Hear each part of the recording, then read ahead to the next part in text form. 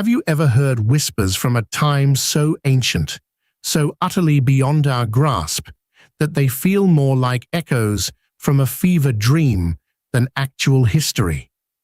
Conversations between gods and mortals, strange facts about flying machines in texts thousands of years old, or mysteries of weaponry that could level cities.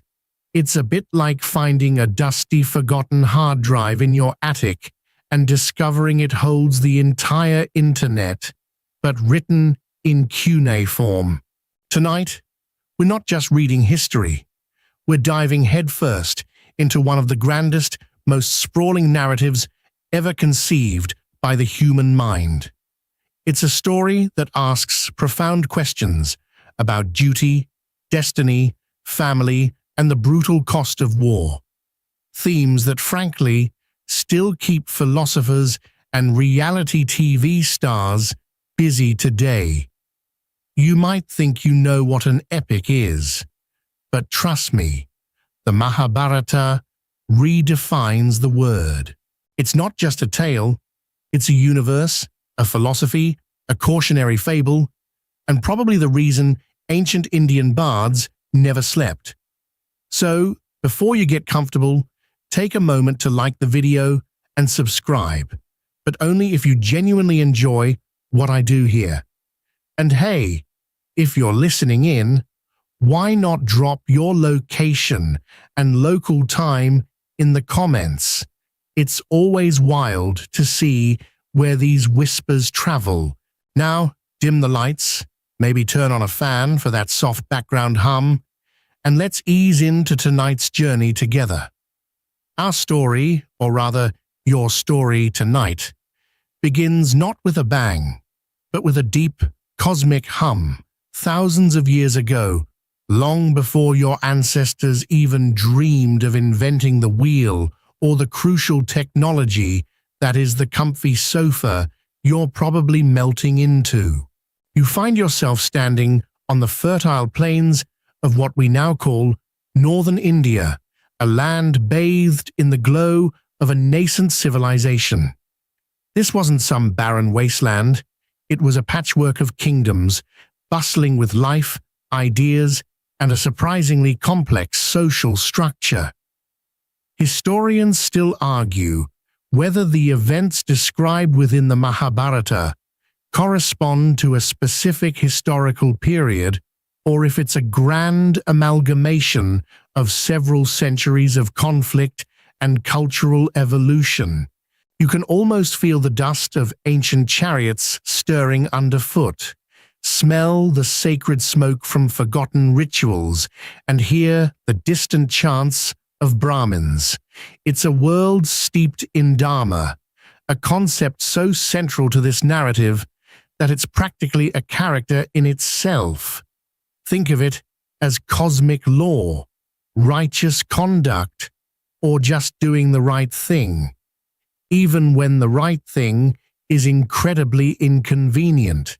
At the heart of this burgeoning world lies a lineage, a royal family whose internal squabbles will eventually consume kingdoms and redraw the map of human understanding. This is the Kuru dynasty, named after a powerful and righteous ancestor, King Kuru. Imagine, if you will, a family tree so vast and tangled it would make your own holiday gatherings look like a quiet afternoon tea. This wasn't just any family, they were the custodians of a vast empire, their capital, Hastinapura, a glittering jewel by the Ganges River. You can almost picture it, grand palaces, bustling marketplaces, and probably a few stray cows wandering through the main square, because, well, India. Mainstream historical fact. The Ganges River has been a vital lifeline and sacred waterway for civilizations in India for millennia, a silent witness to countless stories, including this one. The tale, as you're about to discover, is narrated by a sage named Vyasa, who is said to have composed this monumental work. He's essentially the world's first and greatest reality show producer, but with more beards and less manufactured drama. He meticulously records the lineage, a kind of cosmic family album. You see the early kings, each adding a thread to the tapestry. Then there's the great King Bharata, a legendary figure from whom the very land, Bharatavarsha, India, is said to derive its name. He's the kind of guy who probably had statues of himself in every village, and deservingly so. As you peer closer into this ancient tapestry, you notice something intriguing: the subtle interplay of divine will. This isn't just a story about mortals making bad choices. It's about the gods, or rather, the cosmic forces, subtly nudging events, sometimes with the subtlety of a sledgehammer. You might find yourself wondering if fate is truly preordained, or if every decision, every desperate gamble, simply leads you down a path that was always waiting.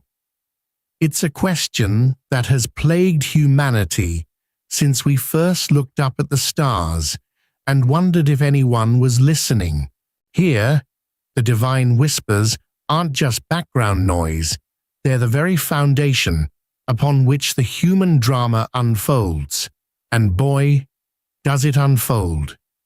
As you settle deeper into this cosmic tale, you'll find that the echoes of the divine whispers from Section 1 quickly coalesce into distinct voices, shaping destinies with the weight of ancient prophecy. We now turn our gaze to a particularly significant branch of that sprawling Kuru family tree, focusing on a king whose choices, both wise and tragically flawed, set the stage for generations of strife. You're now intimately acquainted with the royal halls of Hastinapura, feeling the cool marble under your feet as you walk alongside King Shantanu.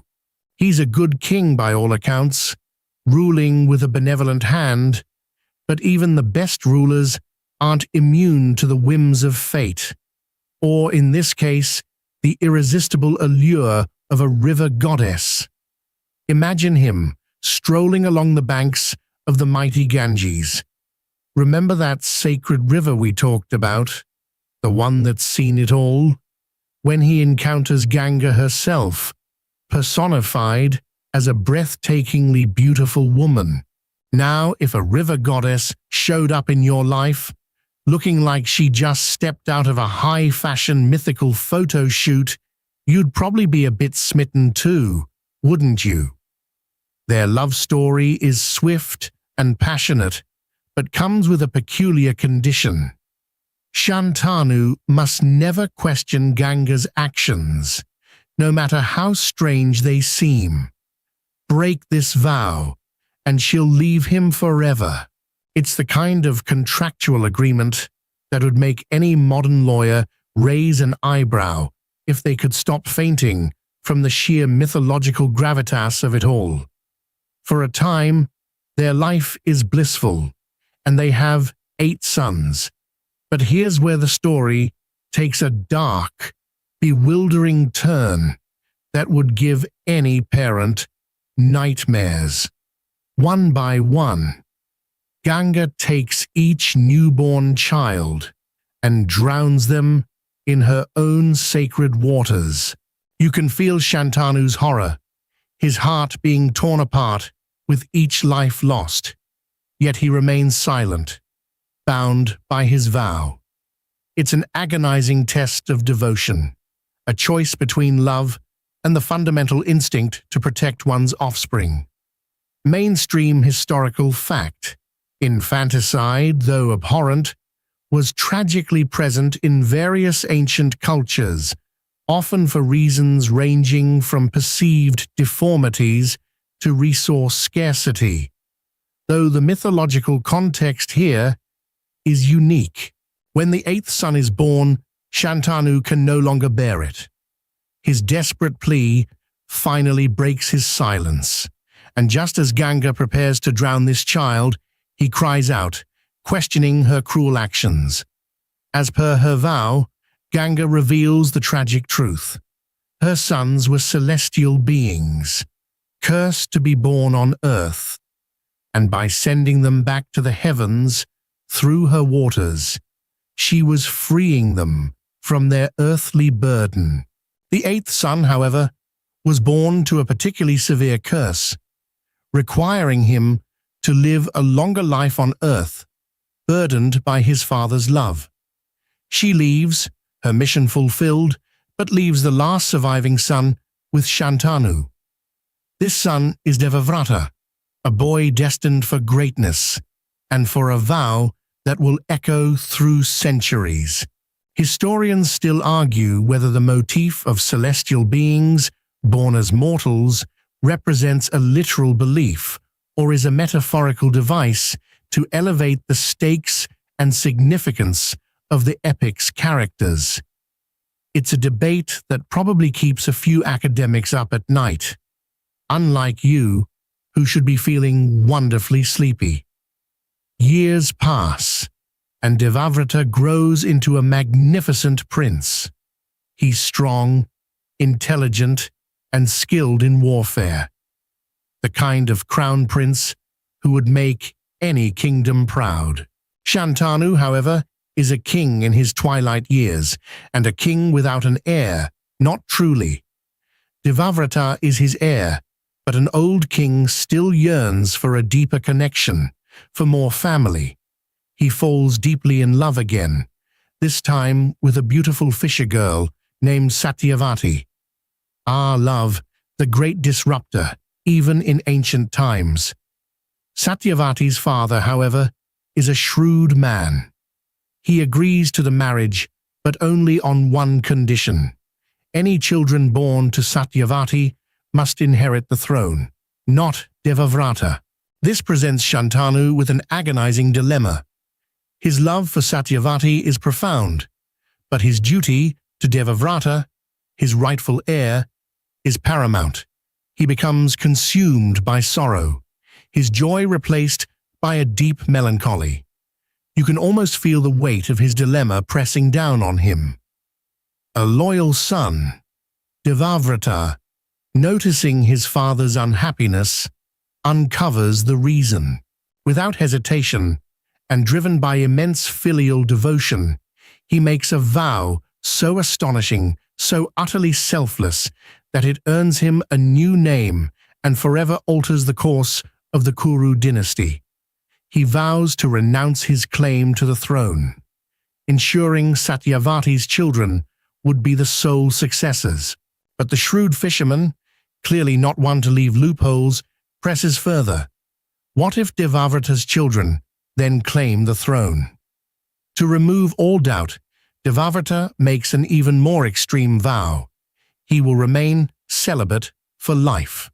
No children, no heirs, no possible challenge to Satyavati's line. This incredible, self-sacrificing pledge earns him the name Bhishma, he of the terrible vow. You see, he's not just a prince anymore. He's a living, breathing testament to sacrifice, a figure so unwavering in his resolve that even the gods probably took notes. It's a choice that ensures the present king's happiness, but, ironically, sows the seeds of future conflict, like planting a lovely rose bush that secretly grows thorns sharp enough to pierce a kingdom's heart. You've just witnessed a vow so profound, so utterly self-sacrificing, that it practically vibrates through the ancient air. Bhishma, the once mighty Devavrata, has willingly traded a throne and a family for his father's happiness, securing Satyavati's lineage at what seems like an unimaginable personal cost. You might be thinking, well, that's sorted then. Happy ending, roll credits. But oh dear listener, this is the Mahabharata, and happy endings are often just intermission music before the next, even more dramatic act. The ripples of Bhishma's terrible vow, like stones dropped into a pond, will spread far and wide, eventually becoming a tsunami that engulfs generations. With Bhishma out of the line of succession, Satyavati's children become the undisputed heirs. She bears Shantanu 2 sons, Chitrangada and Vichitravirya. Chitrangada the elder succeeds his father, but meets an untimely end in a skirmish with a Gandharva king who also happened to be named Chitrangada. Imagine the cosmic confusion at the pearly gates. It's like 2 people named Brad showing up to the same party, only one of them has a celestial weapon and a very bad temper. This leaves the younger brother, Vichitravirya, as king. However, Vichitravirya is still very young and, let's be frank, a bit unprepared for the complexities of kingship and, more pressingly, fatherhood. Here's where Bhishma, despite his vow of celibacy, steps in again, driven by his unwavering duty to the Kuru lineage. He takes it upon himself to find suitable brides for his young stepbrother. Mainstream historical fact. Arranged marriages were a prevalent social custom in many ancient societies, often serving to cement alliances and ensure dynastic continuity. So Bhishma, ever the dutiful guardian, journeys to the kingdom of Kashi, where a Swayamvara, a bride-choosing ceremony, is taking place for 3 beautiful princesses, Amba, Ambika, and Ambalika. Now, a Swayamvara isn't your average dating app, swipe right scenario. It's a grand affair where princesses choose their husbands from an assembly of eligible princes. Bhishma, seeing that Vichitravirya might be a tad too shy or simply not presentable enough to win the princesses' hearts in a traditional manner, decides to take a more direct approach. In a move that would probably get him cancelled on social media today, he abducts all 3 princesses by force, challenging the assembled kings and princes to stop him. You can almost hear the gasps and indignant shouts from the royal attendees. It's a bold, decisive move, showcasing his immense strength and unyielding will. He defeats all who challenge him, demonstrating why he truly is Bhishma. Historians still argue whether such bride abduction scenarios in ancient texts were literal practices or symbolic narratives emphasizing a warrior's prowess and the concept of might makes right in certain contexts. He brings the 3 princesses back to Hastinapura, intending them to be wives for Vichitravirya. However, there's a snag. Amba, the eldest, reveals she had already secretly pledged her heart to King Salva of Sauba. Bhishma, ever a stickler for dharma, remember that cosmic law we talked about, allows Amba to return to Salva. You might think, okay, problem solved, 2 brides for Vichitravirya. But poor Amba's story is a tragic one. Salva, humiliated by her abduction, rejects her, refusing to take a bride who was won by another man. Amba, now scorned by both Salva and effectively by Bhishma's actions, vows vengeance against Bhishma, dedicating her life to his downfall. Her story is a chilling reminder that even the noblest intentions can have devastating, unforeseen consequences. Her resentment will fester, eventually leading to a pivotal moment much later in our tale. Meanwhile, Ambika and Ambalika marry Vichitravirya, but fate, it seems, has a cruel twist in store yet again. Vichitravirya, much like his older brother, dies young, childless, and before securing an heir to the throne. You might be sighing deeply by now, feeling the frustration of this constantly threatened lineage. It's like a cosmic game of Jenga, where every block pulled is another potential heir. The Kuru dynasty, once again, faces a crisis of succession. The throne is empty, and there's no direct male heir. Satyavati, now the matriarch, is understandably distraught. She turns to Bhishma, reminding him of his duty to the lineage. She even suggests he break his vow of celibacy to father children with Ambika and Ambalika for the sake of the dynasty. But Bhishma, true to his terrible vow, refuses. His resolve is unshakable. He will not compromise his dharma, even for the most compelling of reasons. So, what's a dynastic matriarch to do? Satyavati, being the resourceful woman she is, recalls an ancient custom known as niyoga. This practice allowed a childless widow to conceive a son with a qualified male relative or sage to ensure the continuation of the family line, usually done with great formality and strict conditions. Think of it as ancient adoption, but with a lot more ritual and, let's be honest, potential for awkward family dinners. She summons her eldest son, Vyasa, the very sage who is narrating this entire epic to you. Yes, the author is also a character in his own story. A bit like finding out the director of your favorite movie is also the main character's long-lost sibling. Vyasa is a powerful, ascetic sage, known for his wisdom and austere lifestyle. He agrees to help, but his appearance, due to his rigorous austerities, is said to be quite fearsome. He's not exactly Prince Charming.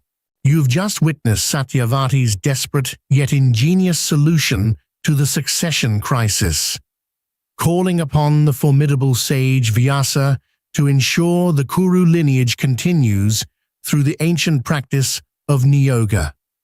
It's a testament to the lengths people will go to preserve a royal line, even if it means a very unusual family reunion. You can almost feel the collective holding of breath in Hastinapura as this crucial, slightly unconventional plan unfolds. First, Ambika, the elder widow, is sent to Vyasa. However, upon seeing the austere sage, whose appearance is rough and unkempt from years of asceticism, she recoils in fear and closes her eyes. It's a perfectly understandable reaction, honestly. Imagine expecting a prince and getting someone who looks like they've just wrestled a bear in a cave. When the child is born, due to Ambika's closed eyes, he is born blind. This child is Dhritarashtra. You can almost hear the soft, sorrowful murmurs throughout the palace. A blind king, even in ancient times, presented a significant challenge to governance, relying entirely on the sight of others. Mainstream historical fact: physical disabilities, particularly blindness, often posed considerable societal and practical challenges in ancient leadership roles, though exceptional individuals sometimes overcame these. Next, Ambalika, the younger widow, is sent to Vyasa. Forewarned by Ambika's experience, Ambalika manages to keep her eyes open, but her fear and pallor are evident. She turns pale upon seeing Vyasa. Consequently, her son is born pale and sickly, a condition that gives him his name, Pandu, meaning the Pale One. So now, the Kuru dynasty has two princes, one blind, one pale, both born under rather peculiar circumstances and neither quite fitting the mold of the perfect, strapping heir. Historians still argue whether the physical descriptions of Dhritarashtra and Pandu are merely symbolic representations of their inherent characteristics or literal birth defects that shaped their destinies. Satyavati, still not entirely satisfied, asks Vyasa for one more son, hoping for a truly robust and healthy heir. This time, she sends a maidservant to Vyasa, pretending she is one of the queens. The maid, unfazed by Vyasa's appearance, approaches him with respect and courage. Her son is born strong and healthy, named Vidura. Though he is virtuous and wise, he cannot become king because he was born to a maidservant, not a queen. This established a critical social hierarchy in that era, a detail that feels a bit unfair now, doesn't it? It's like being the smartest kid in class, but not getting the gold star because you use the wrong color crayon. So, here you have them, 3 half-brothers, crucial to the Kuru lineage. Dhritarashtra, the eldest but blind, Pandu, younger but physically able, and Vidura, the wisest but born to a lower station. Due to Dhritarashtra's blindness, he is deemed unfit to rule directly, as ancient custom often required a king to be physically perfect to lead. Therefore, Pandu ascends to the throne of Hastinapura. He becomes a powerful and successful king, expanding the Kuru Empire and earning great renown. You can almost feel the sigh of relief from Satyavati. Finally, a steady hand on the rudder of the kingdom. However, just as things seem to be stabilizing, fate, ever a fan of dramatic irony, throws another curveball. Pandu, while hunting in the forest, accidentally kills a sage and his wife, who were in the form of deer, in the act of procreation. The dying sage curses Pandu, decreeing that if he ever attempts to engage in sexual relations, he will die. This is a devastating blow for a king, especially one who needs to produce heirs. It's the ultimate catch-22 for a monarch. Stricken by the curse, Pandu renounces his kingdom and retreats to the forest with his 2 wives, Kunti and Madri, to live an ascetic life. He leaves Dhritarashtra, despite his blindness, to act as regent in Hastinapura. You might raise an eyebrow here. Why not Vidura, the wise one? Well, Vidura's birth status precluded him from the throne, highlighting the strict social stratification of the time. In the solitude of the forest, Pandu is tormented by the curse and the inability to have children. Kunti, his first wife, however, possesses a divine boon she received in her youth. She can invoke any god and bear a child by them. It's a secret superpower, essentially. She uses this boon to call upon Dharma, the god of righteousness, to conceive Yudhishthira, the embodiment of truth and justice. Then she invokes Vayu, the god of wind, to have Bhima, a son of immense strength, and finally, Indra, the king of gods, to conceive Arjuna, the peerless archer. Imagine being pregnant 3 times, and each time, the baby daddy is a deity. That's a pretty impressive resume for Kunti. Madri, Pandu's second wife, also wishes for children. Kunti, in an act of kindness, shares her boon with Madri. Madri then invokes the Ashwin twins, divine physicians, and gives birth to Nakula and Sahadeva. Thus, the 5 Pandava brothers, the protagonists of our epic, are born, each fathered by a god, making them extraordinarily gifted. They are born in the serene, yet isolated environment of the forest, far from the intrigues of the Hastinapura court. Their birth fulfills Pandu's desire for heirs, circumventing the curse in a uniquely divine way. Meanwhile, back in Hastinapura, Dhritarashtra and his wife Gandhari are eager for their own children. Gandhari, a truly devoted wife, had blindfolded herself for life upon marrying Dhritarashtra, sharing his sensory experience. It's an act of profound loyalty, or perhaps a rather extreme fashion statement, depending on your perspective. With the blessings of Vyasa, Gandhari gives birth to a lump of flesh. Initially distraught, Vyasa divides this lump into 101 parts. From these parts are born 100 sons and 1 daughter. These are the Kauravas, led by their eldest, Duryodhana. Can you imagine having 100 siblings? Family dinners must have been an absolute logistical nightmare, and probably involved a lot of elbow throwing over the last potato. It's a remarkable, if somewhat unbelievable, explosion of progeny. So, as Pandu's children, the Pandavas, grow up in the tranquility of the forest, Dhritarashtra's children, the Kauravas, are being raised in the bustling, competitive, and politically charged environment of Hastinapura. The stage is set for a rivalry, not just between cousins, but between fundamentally different upbringings, and as you'll see, different interpretations of dharma itself.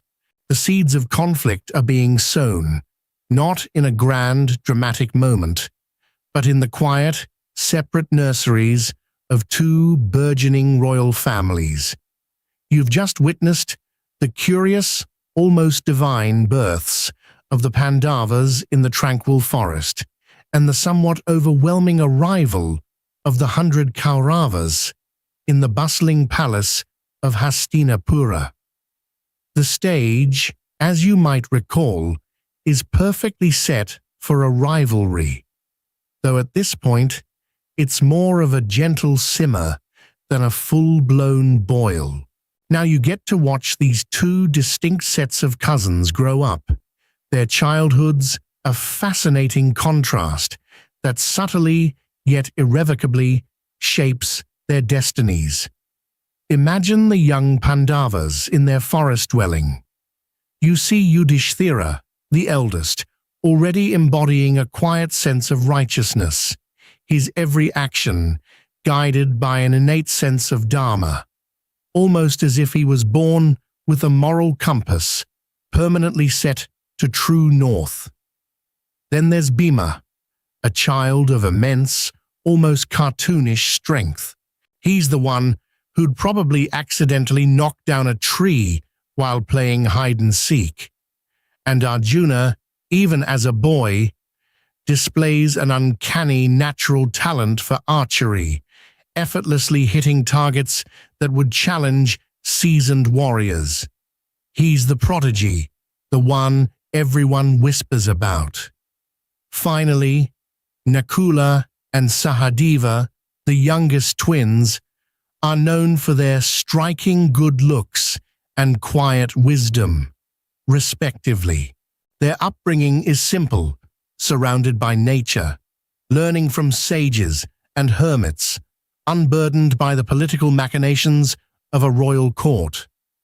Their play involves hunting, tracking, and mastering rudimentary skills, all while absorbing the timeless lessons of forest life. It's a bit like an ancient, spiritual summer camp, but with more divine parentage and fewer s'mores. Tragically, while the Pandavas are still young, King Pandu succumbs to his curse, dying when he attempts intimacy with Madri.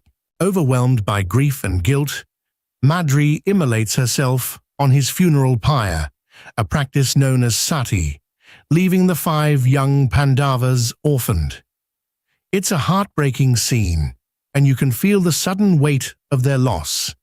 Bhishma and Vidura, back in Hastinapura, learn of this tragedy and dispatch a party to bring the young Pandavas back to the capital. So, the 5 forest-raised boys arrive in Hastinapura, a world vastly different from the one they knew.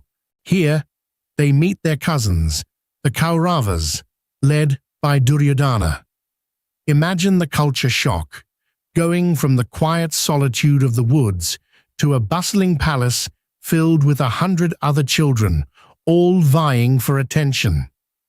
The Kauravas, particularly Duryodhana, have been raised in an environment of privilege and a deep sense of entitlement. Duryodhana, the eldest, is fiercely ambitious and quickly develops a resentment towards the Pandavas, especially Bhima and Arjuna.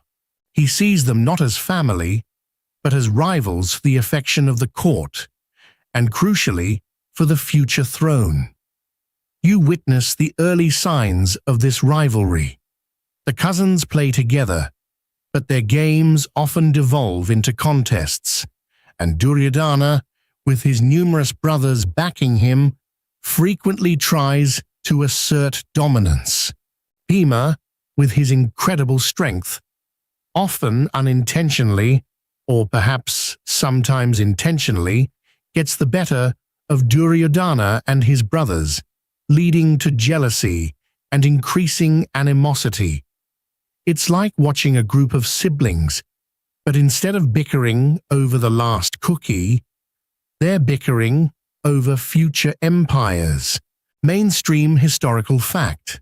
Sibling and cousin rivalries are common themes in epic literature across various cultures, often driving central conflicts due to issues of inheritance and power. Duryodhana's envy is particularly acute towards Bhima and Arjuna. Bhima's sheer physical power is a constant source of frustration, while Arjuna's undeniable talent as an archer fills him with a gnawing insecurity. He tries various schemes to undermine or even harm the Pandavas. One particularly chilling incident you'll observe is Duryodhana attempting to poison Bhima and then throw him into the Ganges. Thankfully, Bhima survives, his immense strength and a touch of divine intervention saving him.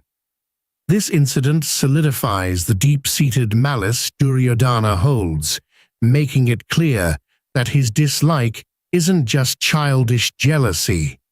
It's something darker and more dangerous. Historians still argue whether such dramatic attempts on lives were common in ancient royal courts or serve as literary devices to highlight character motivations and foreshadow future events. Despite the growing tension, both the Pandavas and Kauravas receive their education together. They are taught by some of the greatest masters of the age. Their common grandfather, Bhishma, ever the protector of the Kuru lineage, ensures they receive the best training possible. The princes learn statecraft, diplomacy, philosophy, and crucially, the art of warfare. You can almost see them, young and eager, absorbing lessons in a grand courtyard, their youthful squabbles temporarily forgotten in the pursuit of knowledge. It's a fleeting period of relative peace, a calm before the storm. But the underlying currents of animosity are unmistakably present, slowly eroding the bonds of kinship. The shared childhood, meant to foster unity, instead highlights their differences and solidifies the lines of division. It's like putting oil and water in the same bottle and shaking it vigorously. For a moment, they mix, but inevitably, they separate. You've just seen the nascent rivalry between the Pandavas and Kauravas bubbling under the surface. A simmering tension that even childhood games couldn't fully contain. Now, you're about to witness a crucial phase in their lives, one that will hone their natural talents into formidable skills and further sharpen the competitive edge between them. This is the period of their formal education, specifically their martial training under one of the greatest warrior gurus of all time, Drona. Imagine a grand arena, a vast training ground just outside Hastinapura, echoing with the thud of maces, the twang of bowstrings, and the clang of swords. Here, under the watchful eye of Drona, both the Pandavas and the Kauravas are molded into warriors. Drona is a Brahmin, a priest by birth, but a warrior by calling, with an unparalleled mastery of weaponry and military strategy. He's the kind of teacher who inspires both awe and a healthy dose of fear. His past is rooted in a slight from King Drupada of Panchala, a humiliation that fuels his desire to create supreme warriors who can help him exact revenge later. This personal ambition subtly intertwines with his role as royal guru, adding another layer of complexity to the drama you're observing. You see the young princes, dusty and determined, learning everything from wielding a sword to driving a chariot, from the intricate maneuvers of mace fighting to the devastating precision of archery. Bhima, with his prodigious strength, excels in mace warfare, his blows capable of shattering stone. Duryodhana, too, shows skill in the mace, but it's always secondary to Bhima's natural prowess, a constant source of his festering envy. Mainstream historical fact: Gurukuls, or residential schools led by a guru, were a traditional system of education in ancient India, emphasizing both academic and practical learning, often in a familial setting. However, it is Arjuna who becomes Drona's most prized student. You witness his extraordinary dedication and talent. He practices tirelessly, even in the dark, using a special lamp, honing his archery skills to an almost superhuman level. He's not just good, he's obsessed with perfection. Drona, recognizing Arjuna's singular focus and potential, promises him that he will make him the greatest archer in the world. It's a promise that sets Arjuna apart, deepening Duryodhana's already profound jealousy. Imagine being in a class where one student is clearly the teacher's favorite, and they're destined for world-beating success. It's enough to make anyone a bit green with envy, let alone 100 princely brothers who already feel entitled to everything. This period isn't just about physical training. It's also about tests of character and displays of inner merit. One famous incident you'll recall involves Drona setting a test. The princes must shoot the eye of a wooden bird perched on a distant tree. As each prince takes aim, Drona asks them what they see. Others describe the tree, the branches, the bird. But when he asks Arjuna, Arjuna replies, "I see only the eye of the bird." This single-minded focus, this absolute clarity of purpose, is what sets him apart and cements his position as Drona's greatest disciple. Historians still argue whether such focus tests in ancient narratives are literal accounts of training methods or symbolic representations of ideal student qualities. The growing animosity between the Pandavas and Kauravas becomes even more pronounced during this time. Duryodhana, often encouraged by his maternal uncle, Shakuni, a master manipulator and gambler, whose presence is like a coiled snake in the grass, continues to plot against the Pandavas. Shakuni is the kind of relative who whispers poison in your ear and then pretends he's just offering helpful advice. You sense his influence, slowly corrupting Duryodhana's mind, feeding his ambition and paranoia. Even a tragic incident involving a tribal boy named Ekalavya highlights Drona's favoritism towards Arjuna. Ekalavya, a skilled archer from a lower caste, practices tirelessly and self-learns, making a clay idol of Drona, his guru. He achieves remarkable skill, even surpassing Arjuna. When Drona discovers Ekalavya, he demands Ekalavya's right thumb as Guru Dakshina, a teacher's fee. Ekalavya, out of unwavering respect for his perceived guru, willingly complies, crippling himself. This act, while showing Ekalavya's devotion, also ensures Arjuna remains the undisputed greatest archer. It's a stark, uncomfortable reminder of the social hierarchies and moral complexities of the age, and a moment that you might find yourself wincing at. After their training concludes, the princes demonstrate their skills in a grand public exhibition. It's a spectacle, a royal talent show where the future leaders showcase their prowess. Arjuna, as expected, dazzles the crowd with his incredible archery feats, even demonstrating the ability to shoot arrows precisely with his eyes closed. The crowd erupts in cheers, solidifying his popularity. However, it's during this exhibition that a new figure emerges. Karna. Karna, an enigmatic and exceedingly skilled archer, challenges Arjuna. You see the raw power and natural talent in Karna, a man who, unbeknownst to anyone present, including himself, is actually Kunti's firstborn son, abandoned by her at birth due to unfortunate circumstances. A secret that will unravel with devastating consequences later on. He's been raised by a charioteer, hence his low social standing in the eyes of the court. Duryodhana, always quick to exploit any advantage, recognizes Karna's talent and, more importantly, his rivalry with Arjuna.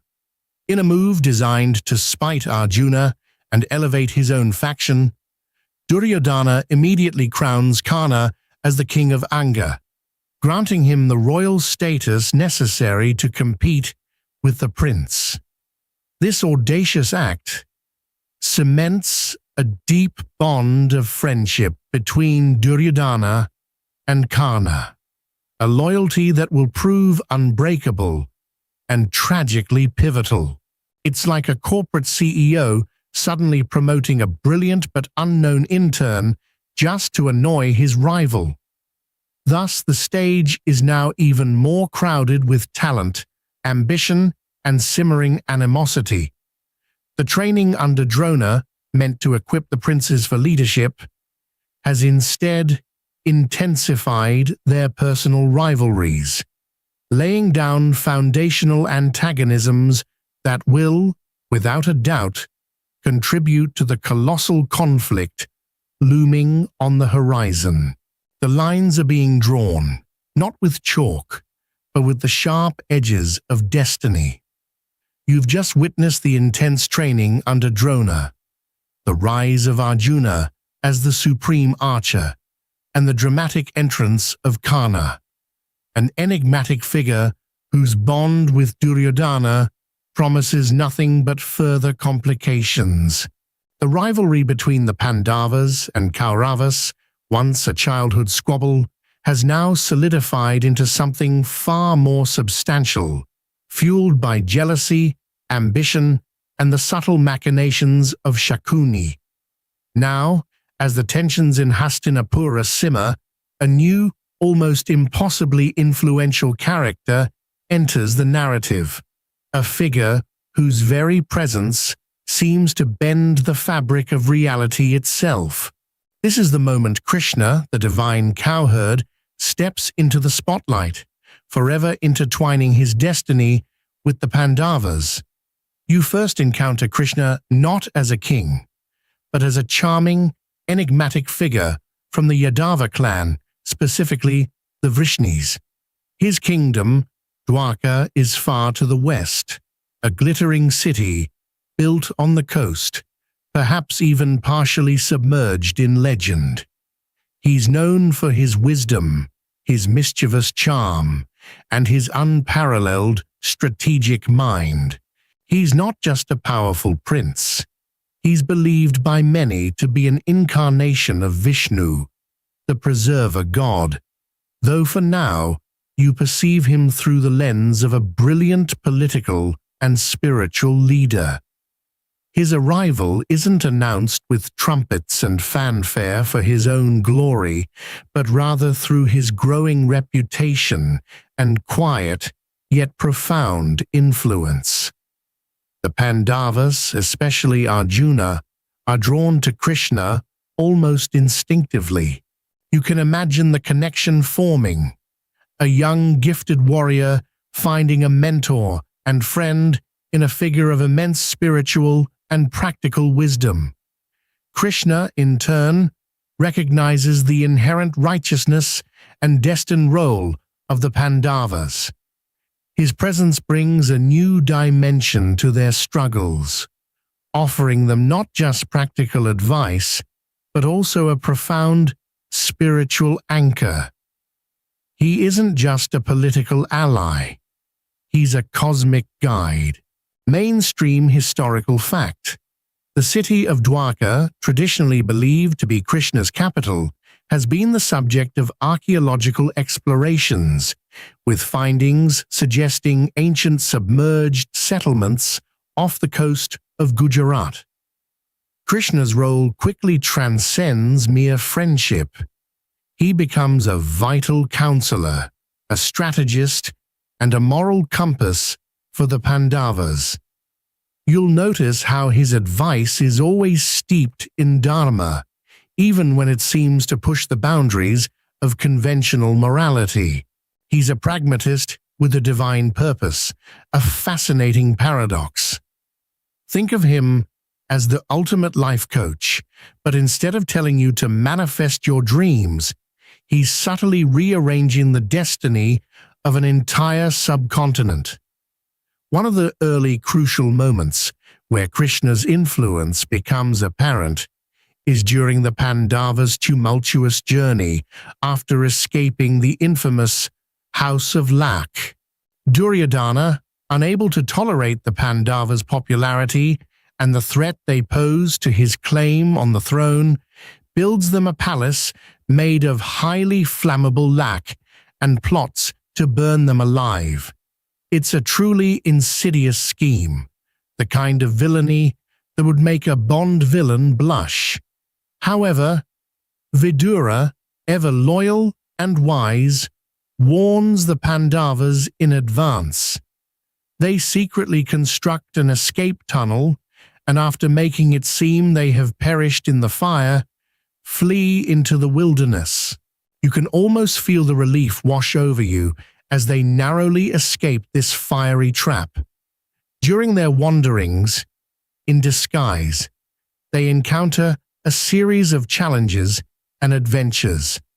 It's during this period that they reach the kingdom of Panchala, where a Swayamvara is being held for the beautiful and accomplished princess, Draupadi.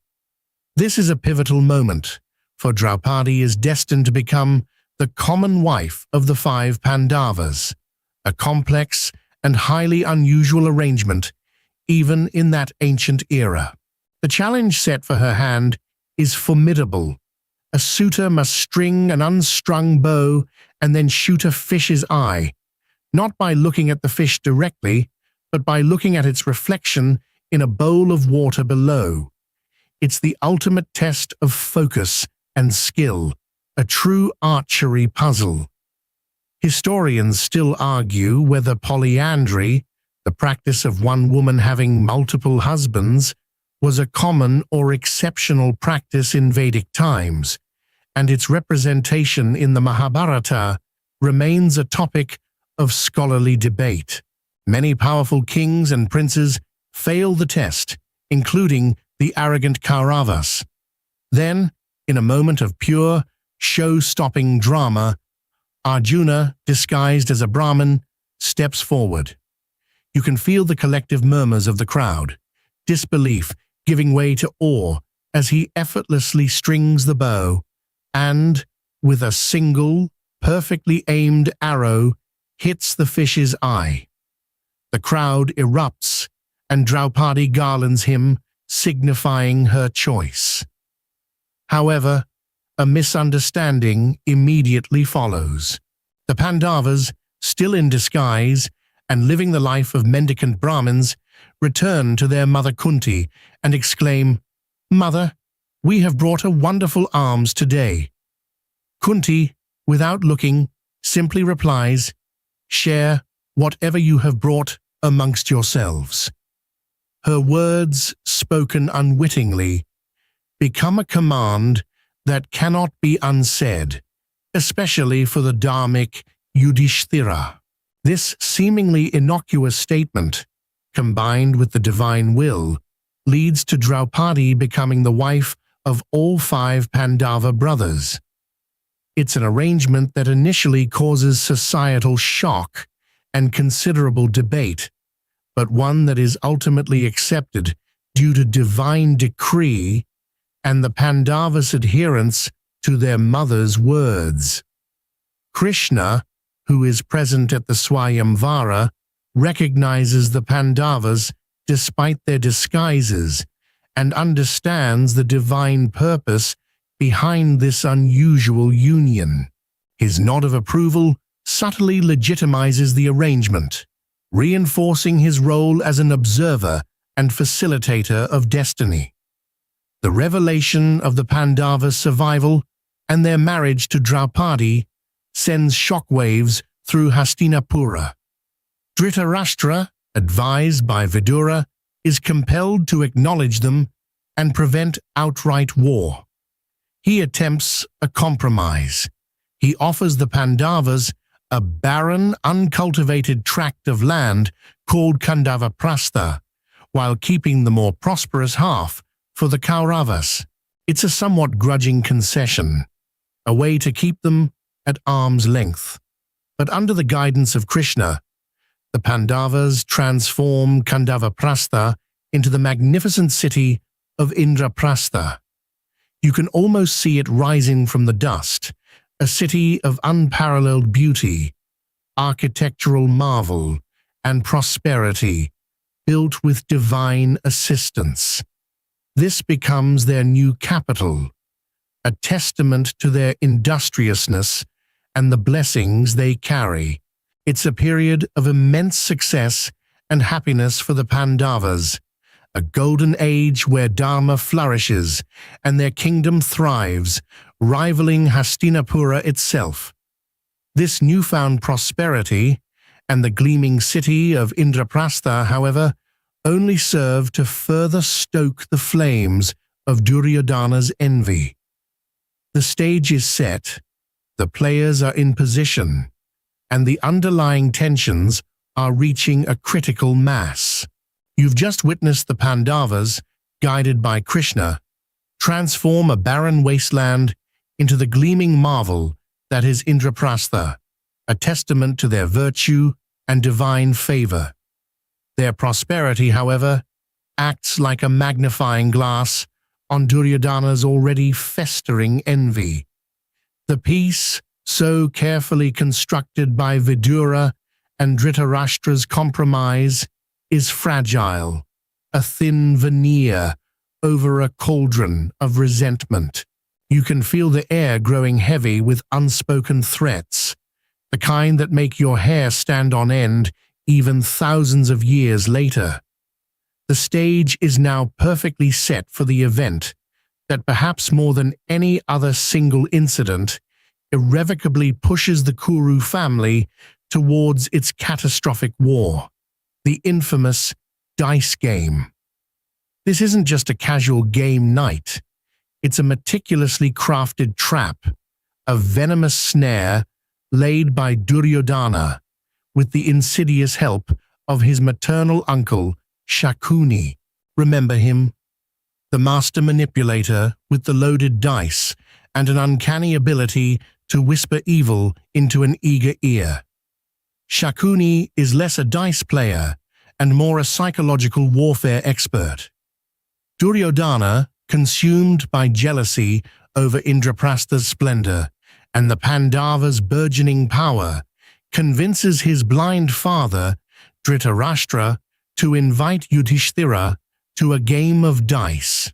Dhritarashtra, despite Vidura's earnest pleas and warnings, succumbs to his son's persistent demands and his own weakness for Duryodhana. You can almost see him, torn between his conscience and his overwhelming love for his eldest son, a love that blinds him more effectively than any physical ailment. Mainstream historical fact. Gambling was a recognized, albeit often condemned, activity in ancient Indian society, appearing in various texts as a source of ruin. Yudhishthira, the eldest Pandava, the embodiment of dharma, finds himself in a moral bind. As a Kshatriya king, he cannot refuse an invitation to a game of dice, particularly from his elders, as it would be seen as a sign of weakness or cowardice. It's a matter of honor, a twisted kind of etiquette that traps him.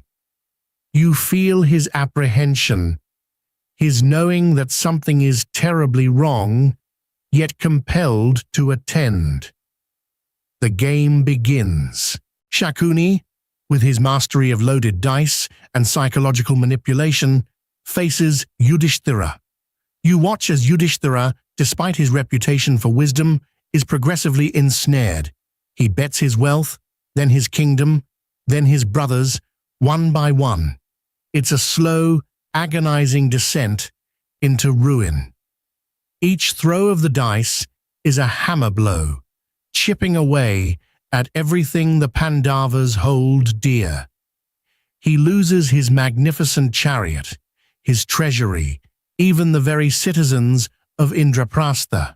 With each loss, you feel the knot of dread tightening in your stomach. Historians still argue whether Yudhishthira's continued participation in the dice game was a demonstration of a fatal flaw in his character, a tragic adherence to Kshatriya code, or a divinely ordained event. Then, in a moment of unimaginable despair, Yudhishthira, having lost everything else, stakes himself and loses. The Pandavas are now slaves, bound to Duryodhana. You can almost hear the triumphant, cruel laughter of Duryodhana and his brothers echoing through the hall. But the most heinous act is yet to come.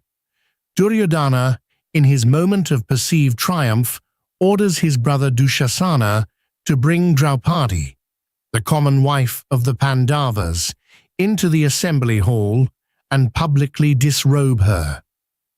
Draupadi, horrified and humiliated, pleads for justice, for recognition of her dignity. She appeals to the elders, to Dhritarashtra, to Bhishma, but they remain silent, bound by their complex vows, or simply too afraid to defy Duryodhana. It's a moment of utter moral collapse in the Kuru court. You feel the profound shame, the burning injustice of it all. As Dushasana attempts to strip her sari, Draupadi, in a desperate act of faith, prays to Krishna. And then, a miracle occurs. Her sari becomes endless, unwrapping layer after layer, frustrating Dushasana's efforts until he collapses in exhaustion. Krishna's divine intervention saves her honor. a powerful moment that underscores his protective presence for the Pandavas. You can almost feel the collective gasp of the assembly, a mixture of awe and terror. This public humiliation, known as the Draupadi Vastraharan, disrobing, is the ultimate insult, an unpardonable sin that ignites an unquenchable fire of rage in the hearts of the Pandavas, especially the mighty Bhima. Bhima, enraged beyond measure, swears a terrible oath. He will shatter Dushasana's chest and drink his blood, and he will break Duryodhana's thighs in battle. Arjuna, too, pledges to kill Karna. These vows are not just angry outbursts. They are sacred oaths, binding the Pandavas to a path of vengeance that can only be resolved through blood. Even Dhritarashtra, seeing the horrific turn of events and fearing the repercussions, intervenes. He offers Draupadi a boon, which she uses to free her husbands and retrieve all that they lost in the game.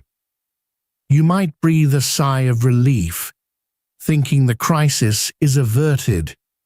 But no, the poison has spread too far.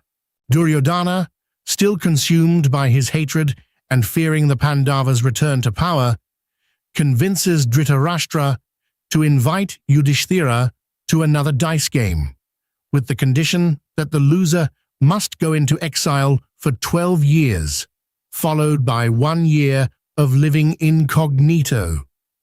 If they are discovered during the incognito year, they must repeat the exile. Yudhishthira, again bound by his code, accepts the challenge, and inevitably, he loses again. It's a horrifying repetition of folly, a slow-motion car crash that you can't tear your eyes from. Thus, the Pandavas are forced into a long, arduous exile, stripped of their kingdom, their pride deeply wounded, but their resolve for eventual justice hardened. The dice game isn't just a game. It's the catalyst, the spark that ignites the powder keg, ensuring that the Kuru family feud will ultimately be settled not by negotiations, but by the clash of steel on the battlefield. You feel the bitter taste of defeat, but also the ominous promise of retribution to come. You've just witnessed the catastrophic outcome of the dice game, feeling the raw humiliation of Draupadi and the burning vows of the Pandavas. Stripped of everything, exiled by a twisted game of chance, you now follow the 5 brothers and their shared wife as they embark on the arduous journey of their 13-year banishment. This isn't a leisurely holiday. It's a period of intense hardship, profound spiritual growth, and the forging of an unbreakable resolve. Imagine yourself trudging through dense forests, your feet aching on rough terrain, the sounds of wildlife replacing the familiar comforts of palace life. The Pandavas are no longer pampered princes. They are ascetics, living off the land, facing hunger, thirst, and the constant threat of wild beasts or hostile tribes. You feel the grit under your fingernails, the ache in your muscles. This forced retreat, however, paradoxically becomes a period of immense internal strengthening. It's like hitting rock bottom, only to discover you have a deeper well of resilience than you ever knew. Mainstream historical fact: forest dwelling and asceticism were respected paths in ancient Indian spiritual traditions for gaining knowledge and self-control. Yudhishthira, the eldest, bears the heaviest burden. You see his quiet suffering, his constant struggle to uphold dharma, even in the face of such profound injustice. He knows his folly in the dice game led them to this fate, and his internal battle to maintain his righteous path is palpable. He seeks wisdom from various sages and hermits they encounter in the forest, learning lessons of patience, forgiveness, and the true meaning of duty. He's trying to find the light, even in the deepest shadows. Bhima, still seething from Draupadi's insult, often struggles with his temper, longing for the day he can unleash his fury on Dushasana and Duryodhana. You feel his frustrated strength, his yearning for violent retribution.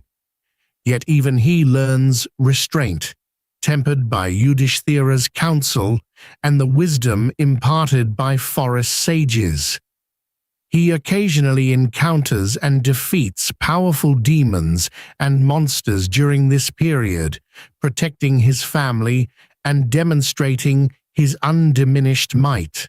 Imagine him wrestling a giant demon, all while trying to remember Yudhishthira's latest lecture on patience. Arjuna, ever the dedicated warrior, uses this time to further hone his skills.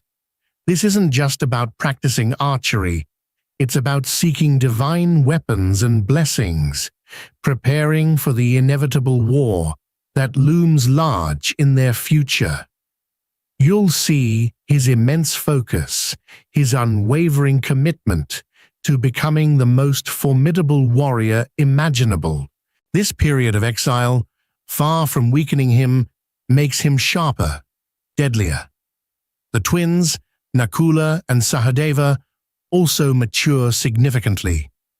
Nakula becomes renowned for his expertise with horses and his skill in battle, while Sahadeva's profound wisdom and knowledge, especially in astronomy and statecraft, deepen. Draupadi, too, endures the hardships with remarkable fortitude, her spirit unbroken, her memory of the humiliation at the dice game a constant spur. She is their strength and their conscience, reminding them of the injustice they suffered. Historians still argue whether the extensive descriptions of ascetic practices and divine boons in the forest represent spiritual ideals or serve to enhance the heroic stature of the Pandavas in preparation for their ultimate conflict. During their wanderings, they encounter numerous sages and receive prophecies and blessings. One significant encounter is with the sage Vyasa himself. Remember, their biological father, who advises them to seek divine weapons to prepare for the inevitable war. He specifically guides Arjuna to undertake severe penance to acquire celestial arms, foreshadowing the immense power he will need. You can almost feel the weight of this impending conflict pressing down on them, even in the quiet of the forest. Another notable incident during their exile is the story of the Yakshas and the pond. Yudhishthira's brothers, thirsty, go to a mysterious pond, but ignore the voice of a Yaksha, a nature spirit, who poses riddles. One by one, Bhima, Arjuna, Nakula, and Sahadeva drink from the pond without answering the questions and fall unconscious. When Yudhishthira arrives, he correctly answers all of the Yaksha's profound questions on dharma, morality, and life, demonstrating his unparalleled wisdom and adherence to righteousness. This act saves his brothers, bringing them back to life. It's a powerful moment that truly highlights Yudhishthira's intellectual and moral supremacy, even in the face of death. It's a bit like a cosmic pop quiz, but with much higher stakes than just a failing grade. Meanwhile, back in Hastinapura, Duryodhana reigns supreme, but his rule is tainted by paranoia and ambition. He constantly fears the Pandavas' return, and his spies are always on the lookout for any sign of them. He enjoys the spoils of the kingdom, but remains deeply insecure, aware that his claim to the throne is built on deceit. You see the contrast: the Pandavas, growing stronger in adversity, and Duryodhana, growing more consumed by his own fear and greed, sitting on a stolen throne. The exile isn't just about physical survival. It's a period where the Pandavas' bonds as brothers are tested and solidified. They rely on each other, supporting one another through their shared adversity. This time also provides an opportunity for them to gather powerful allies. Various kings and sages, witnessing their righteousness and suffering, pledge their support for the eventual conflict. Krishna, while not physically present with them for every step, remains a guiding light, his wisdom reaching them through various messengers and divine signs, ensuring they stay on their destined path. As the years of exile slowly tick by, the anticipation for their return and the eventual confrontation grows palpable. The Pandavas, despite their hardships, emerge from this period not broken but refined, their resolve as sharp as Arjuna's arrows.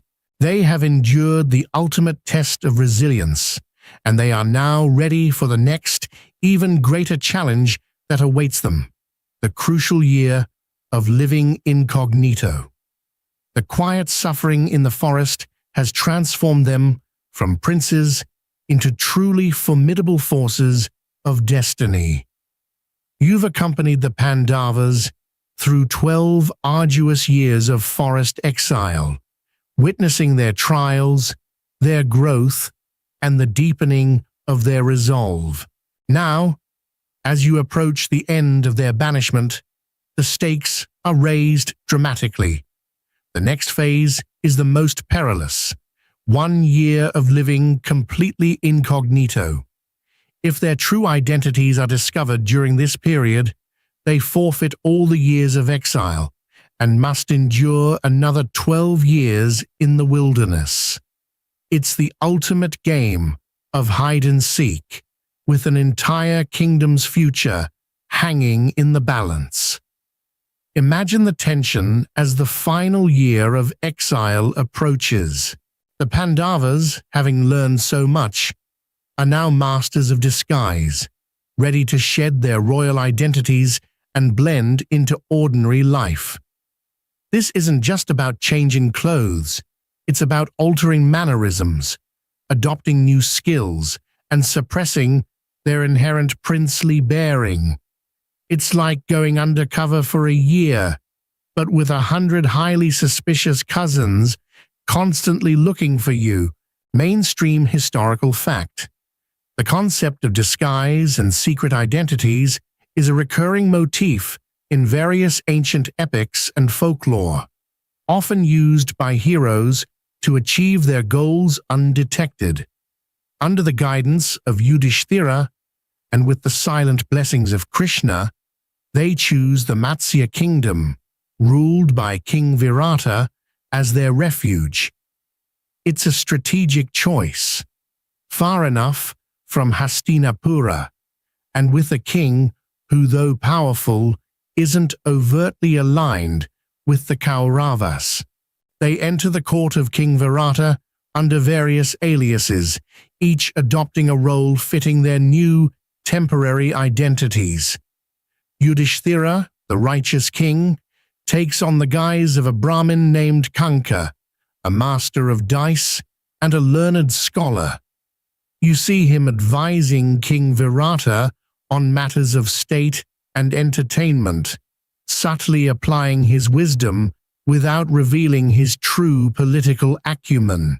It's a remarkable display of humility and control. A king playing the role of a humble courtier, even advising the very ruler he's serving. Bhima, the mighty warrior whose strength could level walls, becomes Vallabha, the royal cook, Imagine this colossal man, usually wielding a mace, now expertly handling kitchen utensils, though you can still sense the immense power simmering beneath the surface. He's tasked with preparing meals for the king and his court, a task he carries out with surprising diligence, perhaps occasionally flexing a bicep while kneading dough, just for old time's sake. Historians still argue whether the descriptions of such drastic changes in a hero's lifestyle emphasize their adaptability or are simply humorous literary embellishments within the narrative. Arjuna, the peerless archer, chooses the most unusual disguise. He transforms into Brihanala, a eunuch, a dance and music teacher for Princess Uttara, King Virata's daughter. You can almost feel the surprise seeing the formidable warrior, the embodiment of masculinity, adopting such a delicate and traditionally feminine role. It's a profound act of self-effacement, forcing him to shed his warrior identity completely. He instructs Uttara in singing, dancing, and playing instruments, a truly unique situation for the greatest archer in the world. It's a bit like finding out your favorite action movie star moonlights as a ballet instructor. Nakula becomes Damagranthi, a stable keeper, utilizing his renowned expertise with horses.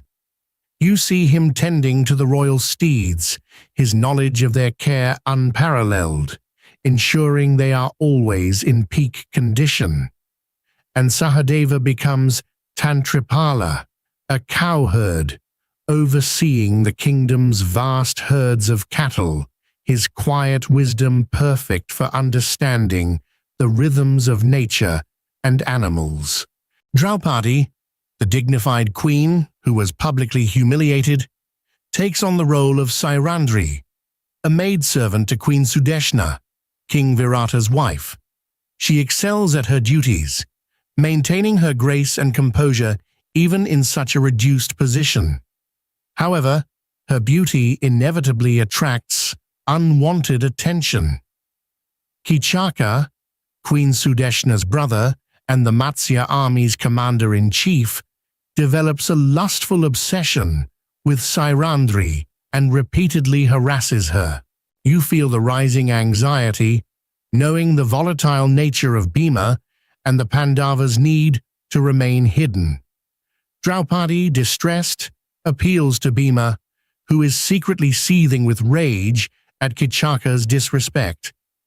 Eventually, unable to bear Kichaka's constant advances and fearing for Draupadi's safety, Bhima, in a controlled burst of his suppressed fury, secretly confronts and kills Kichaka in a secluded hall.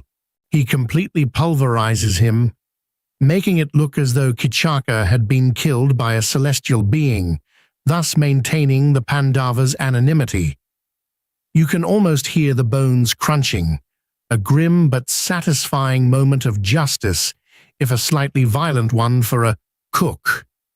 This incident causes a stir in the Matsya kingdom, but the Pandavas' secret remains intact. As the year draws to a close, a twist of fate occurs. The Kauravas, desperate to find the Pandavas and force them into another 13-year exile, launch a cattle raid on the Matsya kingdom, believing it to be a vulnerable moment. Their true intention, however, is to lure the Pandavas out of hiding. King Virata's forces, led by his son Uttara, are initially overwhelmed. It is then that Arjuna, with the encouragement of Yudhishthira, reveals his true identity to Prince Uttara. Arjuna, in his form as Brihanala, takes charge, retrieving his Gandiva bow from a hidden tree, and single-handedly repels the entire Kaurava army. You feel the thrill of recognition as Arjuna, finally free to unleash his full power, unleashes a barrage of celestial arrows, defeating even great warriors like Bhishma, Drona, Karna, and Duryodhana without actually harming them, merely disarming them or forcing their retreat. It's a spectacular display, proving that even a year as a dance teacher hasn't dulled his incredible prowess. As the 13th year concludes, the Pandavas' identities are revealed, not because they were discovered by the Kauravas, but because they chose to reveal themselves after fulfilling their vow.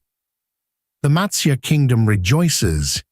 King Virata realizes who his esteemed guests truly were, and a powerful alliance is forged. The incognito year is successfully completed. The Pandavas have emerged from their ordeal stronger, wiser, and with powerful new allies. Now, with their exile fulfilled, the time for diplomacy, or the lack thereof, will begin. The stage is perfectly set for the inevitable confrontation, a full reckoning for the dice game. You've just watched the Pandavas emerge from their arduous 13-year exile, having successfully completed their year incognito, their identities dramatically revealed on the battlefield of Matsya. The joy of their successful return is palpable. The forging of a powerful alliance with King Virata, a significant boon. You might feel a fleeting sense of relief, thinking, finally, justice will be served and peace will reign. But dear listener, in the grand narrative of the Mahabharata, peace is often a mirage, especially when colossal egos and ancient grudges are involved. The time for negotiation has arrived, but you'll soon realize that some chasms are simply too wide to bridge. Now, with their period of exile fulfilled, the Pandavas rightfully demand the return of their kingdom, Indraprastha. They have upheld their end of the bargain, enduring hardship and humiliation. Yudhishthira, ever the embodiment of dharma, wishes for a peaceful resolution, preferring reconciliation over bloodshed.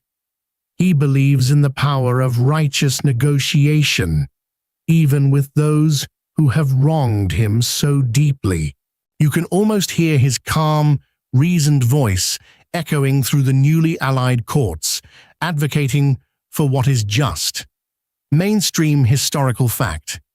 Diplomatic missions and peace negotiations were common strategies employed by ancient rulers to avoid costly wars. However, the Kauravas, especially Duryodhana, have no intention of returning anything. You've seen his ambition and jealousy fester over the years, growing into an unyielding hatred. He is now firmly entrenched in his belief that the entire kingdom belongs to him, dismissing the Pandavas' claims with arrogant disdain. He declares that he will not give the Pandavas even a needlepoint of land, a phrase that perfectly encapsulates his unyielding obstinacy. He's like a child who's taken all the toys and simply refuses to share. Only the toys are kingdoms, and the consequences are devastating. The stage is now set for a series of critical diplomatic missions, desperate attempts to avert the impending war. The Kuru elders, including the blind king Dhritarashtra, Bhishma, Drona, and Vidura, are deeply conflicted. They recognize the righteousness of the Pandavas' claim and the grave implications of war. Yet they are either bound by loyalty to Dhritarashtra, by old age and a sense of duty, or by their inability to sway Duryodhana's hardened heart. You sense their internal struggle. Their pleas to Duryodhana often falling on deaf ears like whispers against a hurricane. It is here that Krishna steps forward as the primary peace emissary for the Pandavas. His role is absolutely pivotal. He agrees to go to Hastinapura, not just as an envoy, but as a divine mediator, despite knowing the slim chances of success. You watch him prepare for this mission, understanding that it's perhaps the last hope for peace. He is the ultimate diplomat, possessing divine wisdom, impeccable logic, and an aura of irresistible charm. He attempts to reason with Dhritarashtra, appealing to his sense of justice and his duty as a father and king. He tries to make Duryodhana see the folly of his ways, explaining the catastrophic consequences of war for both sides. Historians still argue whether Krishna's peace mission was a genuine attempt at reconciliation or a preordained step to highlight Duryodhana's intransigence and justify the coming conflict. Krishna presents a reasonable proposal. The Pandavas are willing to settle for just 5 villages, one for each brother, to avoid war. 5 small villages, a mere pittance compared to the vast kingdom they rightfully owned. It's a generous offer, a final olive branch extended by Yudhishthira. You feel the tension in the royal court as Krishna makes this proposal, seeing the faces of the elders, hoping against hope that Duryodhana will relent. But Duryodhana, fueled by Shakuni's poisonous advice and his own inflated ego, vehemently rejects even this modest request. He insults Krishna, attempts to arrest him, and declares unequivocally that he will not yield any land. His arrogance knows no bounds. This moment is the point of no return. Krishna, having exhausted all diplomatic avenues, understands that war is now inevitable. His mission, though a failure in achieving peace, succeeds in exposing Duryodhana's unrighteousness to the entire world, cementing the moral high ground for the Pandavas. You see the divine resignation in Krishna's eyes, the acknowledgement that free will, even when leading to destruction, must run its course. Following Krishna's failed mission, various other figures make their own desperate attempts at reconciliation. Bhishma and Drona plead with Duryodhana, emphasizing the righteousness of the Pandavas and the terrible consequences of fighting such powerful and virtuous warriors. Even Gandhari, Dhritarashtra's wife and Duryodhana's own mother, tries to reason with her son, begging him to choose peace. You witness her heartbreaking despair as her son remains deaf to all pleas, set on his destructive path. It's a poignant reminder that even a mother's love and wisdom can't penetrate a heart hardened by envy and pride. The final, bitter exchanges are made. The Pandavas, having fulfilled every condition and exhausted every peaceful avenue, are left with no choice but to fight for what is rightfully theirs. Yudhishthira, ever reluctant to shed blood, is finally convinced by Krishna and his brothers that war is the only remaining path to uphold dharma and restore justice. He knows the immense suffering it will bring, but he also understands that a failure to fight for righteousness is a greater sin. The news of the failed peace talks spreads like wildfire across the land. Kingdoms begin to choose sides, aligning with either the Pandavas or the Kauravas, drawn into the impending cataclysm by ties of kinship, loyalty, or strategic interest. The air practically crackles with anticipation. The stage is no longer just set, it's being dressed for the grand, tragic spectacle of war. The whispers of peace have faded, replaced by the ominous, undeniable war drums. You've just felt the final, bitter whispers of peace dissipate, replaced by the thunderous, undeniable beat of war drums. Krishna's valiant efforts at diplomacy have failed, leaving no doubt that a colossal conflict is now inevitable. The Kuru family feud, once a distant rumor or a palace intrigue, has escalated into a full-blown continental crisis. You now find yourself on the verge of the greatest battle known to ancient history, a conflict so immense it will reshape the very landscape of the land and the soul of its people. The news of the impending war spreads like wildfire across Bharatavarsha. Kings, clans, and armies begin to mobilize, choosing sides in this epic struggle. It's like the world's largest, most tragic draft, with everyone picking their team, knowing the stakes are impossibly high. You can imagine the bustling camps, the sharpening of swords, the polishing of armor, the nervous energy that permeates every corner of the land. Mainstream historical fact: the gathering of large, multi-kingdom armies was a feature of ancient warfare, often involving complex logistical challenges. The Pandavas, now with their righteous claim undeniable and their alliances secured, including King Virata and others who pledged support during their exile, begin assembling their forces. Their army, though perhaps numerically smaller than the Kauravas, is formidable, composed of skilled warriors and led by commanders dedicated to dharma. They are fighting for justice, for what was stolen from them, and this moral high ground gives them an unwavering resolve. On the other side, Duryodhana and his Kauravas also gather their vast army. They possess immense wealth and numbers, having control of the Hastinapura treasury and powerful allies.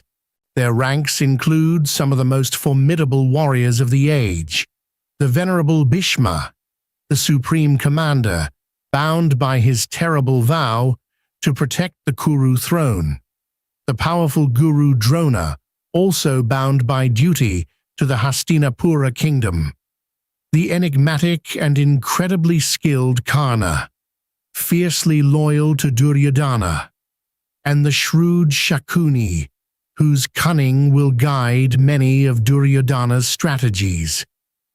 You feel the sheer weight of their collective power, a daunting force. It's like facing a supergroup of legendary fighters, all under the command of someone you really don't like. A crucial moment of choice arises when both Arjuna and Duryodhana approach Krishna for his support. Krishna offers them a unique choice. One can have his vast Narayani Sena, his powerful army, but he himself will remain a non-combatant, taking no weapons in the war. The other can have Krishna himself, without his army. Duryodhana, ever focused on material power, chooses Krishna's army. Arjuna, valuing Krishna's wisdom and divine presence above all else, chooses Krishna. You understand the profound significance of this choice. Duryodhana picks strength, Arjuna picks guidance. This sets the divine stage for Krishna's ultimate role as Arjuna's charioteer, a position of seemingly humble service, yet one that places him at the very heart of the conflict. Historians still argue whether this pivotal choice represents a philosophical statement about the value of spiritual guidance over material might, or simply serves as a narrative device to explain Krishna's non-combative role. The chosen battlefield is the sacred plain of Kurukshetra, a vast, open expanse located near modern-day Haryana.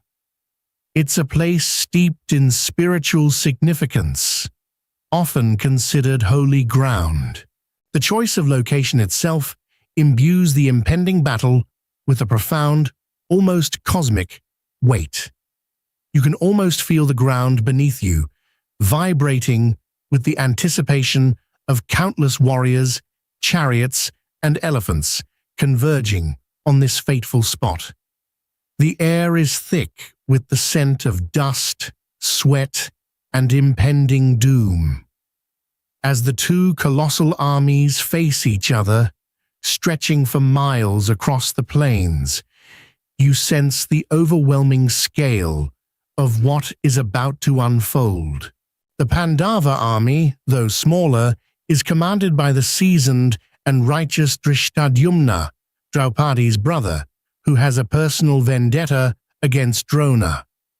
The Kaurava army, vast and imposing, is led by the venerable Bhishma, whose presence alone is a testament to his unmatched prowess and unwavering commitment. Just before the commencement of hostilities, a final, desperate attempt at peace is made. Yudhishthira, ever the one to uphold dharma, approaches Bhishma and Drona, seeking their blessings before the battle.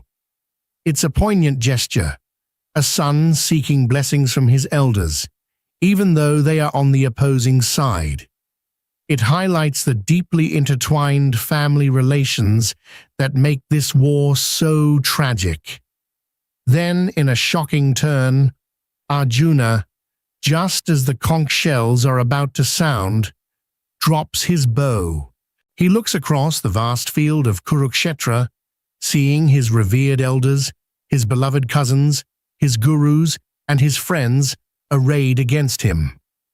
The realization of what he is about to do, kill his own kin, overwhelms him.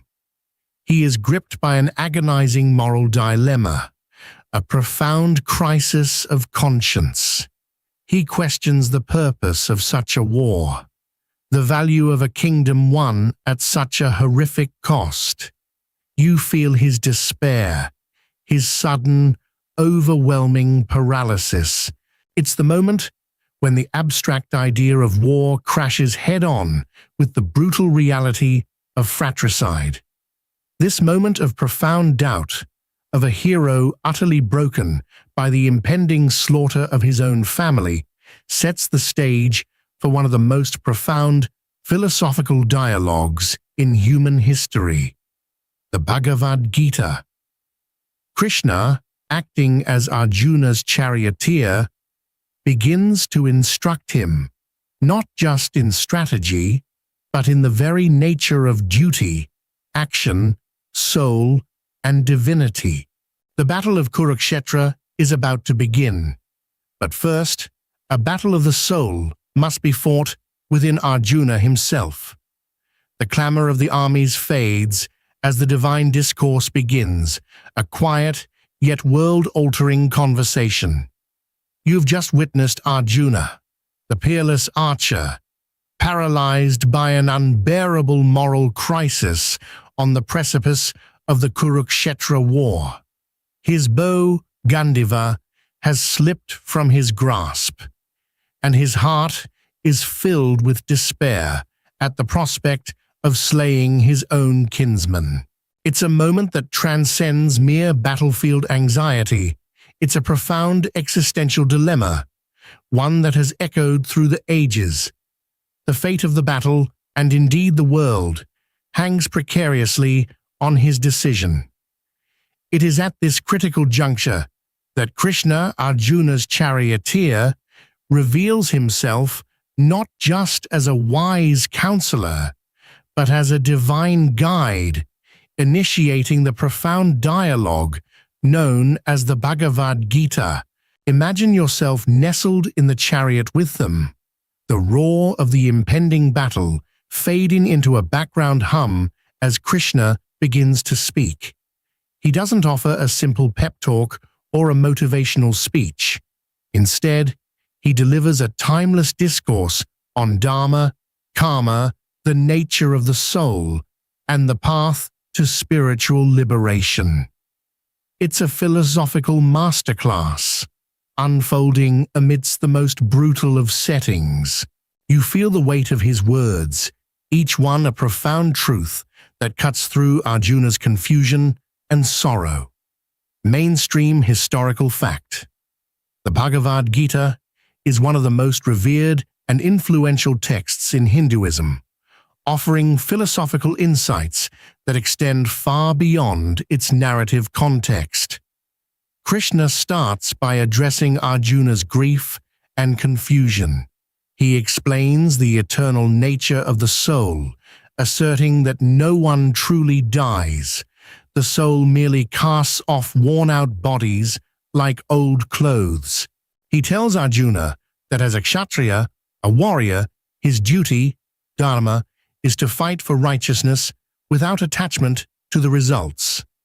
This concept of karma yoga, action performed without selfish desire, simply for the sake of duty, is central to Krishna's teaching.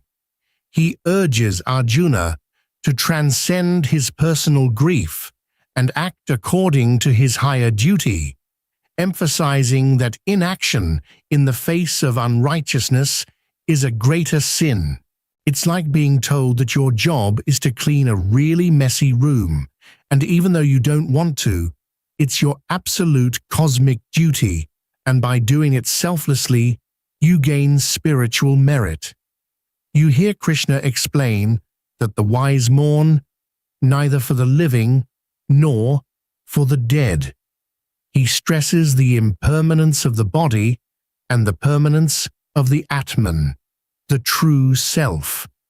He talks about the importance of equanimity in success and failure, pleasure and pain. He then moves into deeper philosophical waters, explaining the different paths to spiritual realization. The path of knowledge, Jnana Yoga, the path of selfless action, Karma Yoga, and the path of devotion, Bhakti Yoga. He subtly weaves in the idea that he himself is the supreme being, the source of all existence, and encourages Arjuna to surrender to him in devotion. Historians still argue whether the Bhagavad Gita was originally an integral part of the Mahabharata or a later philosophical interpolation that was seamlessly woven into the epic. Arjuna, still grappling with the enormity of Krishna's words, asks questions, expressing his doubts and seeking clarification. He probes Krishna about the nature of God, the meaning of action, and the characteristics of a truly wise person. Krishna patiently answers each question, revealing more and more profound truths. He describes the divine manifestations, showing how he is present in all aspects of the universe, from the mightiest mountains to the simplest blade of grass. Then, in a moment that would surely make your jaw drop, Krishna grants Arjuna a divine vision of his Vishwarupa, his cosmic, universal form. You witness it with Arjuna, a terrifying, awe-inspiring manifestation of the entire cosmos, containing all gods, all beings, all time, and all destruction within itself. It is a sight beyond human comprehension, a terrifying and glorious revelation that confirms Krishna's divinity and the profound cosmic scale of the events unfolding. It's like seeing the entire universe, past, present, and future, condensed into a single, overwhelming form, all while seated in a chariot. It's enough to make anyone reconsider their stance on pacifism. Overwhelmed and humbled by the vision, Arjuna begs Krishna to return to his benevolent human form. With his doubts dispelled and his resolve renewed, Arjuna understands his duty. He realizes that the war is not merely a family feud, but a righteous battle, dharma yudh, to restore cosmic balance, to uphold justice against the forces of unrighteousness embodied by Duryodhana. Krishna's teachings transform Arjuna from a despairing warrior into a willing instrument of divine will. With Arjuna's spiritual battle won, the conch shells finally sound, signaling the commencement of the war. The Mahabharata war on the sacred fields of Kurukshetra officially begins. You can hear the deafening roars of the armies, the clatter of weapons, the trumpeting of elephants, and the cries of battle. The sheer scale is unimaginable, with millions of warriors arrayed against each other. The Pandavas, now infused with Krishna's wisdom and Arjuna's newfound resolve, face their destiny. The first few days of the war see the Kuru army, under the command of the invincible Bhishma, inflict heavy losses on the Pandavas. You witness the sheer power of Bhishma, his arrows raining down like relentless hail, making him virtually unstoppable. He fights with the ferocity of a lion, proving why he is considered one of the greatest warriors of all time, even though his heart is truly with the Pandavas. The initial days are marked by grand strategies and devastating clashes, setting the tone for the bloodiest conflict known to history. The war has begun, and there's no turning back.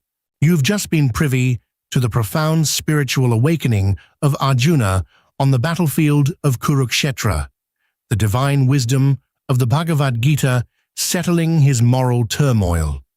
Now, with conch shells blaring and war cries echoing, you are thrust into the brutal reality of the Kurukshetra War itself. This isn't just a clash of armies, it's a 17-day saga of heroism, betrayal, immense loss, and the relentless march of destiny. You'll witness the initial thrusts, the grand strategies, and the first major casualties of this epic conflict. The war begins with the venerable Bhishma leading the Kaurava forces as their supreme commander. You see him, a towering figure even in old age, fighting with an almost supernatural prowess. Despite his deep affection for the Pandavas, especially Arjuna, his terrible vow binds him to the throne of Hastinapura and, by extension, to Duryodhana. His loyalty is absolute, even if his heart aches. He promises Duryodhana that he will not kill any of the Pandavas, but will ensure that the Pandava army faces crushing defeats. And indeed, for the first 10 days, Bhishma's might is overwhelming. You watch in awe as he cuts a swath through the Pandava ranks, seemingly invincible, his arrows forming an impenetrable barrier. Mainstream historical fact. Chariots were a significant component of ancient warfare in various civilizations, providing mobility and a platform for archers and spearmen. The Pandavas, despite their righteousness, struggle against Bhishma's sheer power. Day after day they face heavy losses, and despair begins to creep into their ranks. Krishna, acting as Arjuna's charioteer, continually urges Arjuna to fight with his full might, reminding him of his dharma. However, Arjuna hesitates to fight his beloved grandfather with full aggression, a conflict that frustrates Krishna. You feel the tension in their chariot, the urgency in Krishna's voice. On the 9th day, As Bhishma continues his relentless assault, inflicting devastating casualties, Krishna, unable to bear the sight of the Pandavas' suffering and Arjuna's hesitation, breaks his own vow of non-combat. He leaps from the chariot, wheel in hand, ready to strike Bhishma down himself. Arjuna, shocked, quickly intervenes, stopping Krishna and reaffirming his commitment to fight. This dramatic incident serves to regalvanize Arjuna and reminds him of the divine stakes. Historians still argue whether Krishna's breaking of his vow signifies his ultimate devotion to dharma, even above his personal pledges, or serves as a narrative device to spur Arjuna into decisive action. Realizing they cannot defeat Bhishma directly as long as he chooses to fight, the Pandavas seek Krishna's counsel. Krishna reveals the secret of Bhishma's vulnerability. Bhishma himself had vowed never to fight a woman, or one who was once a woman.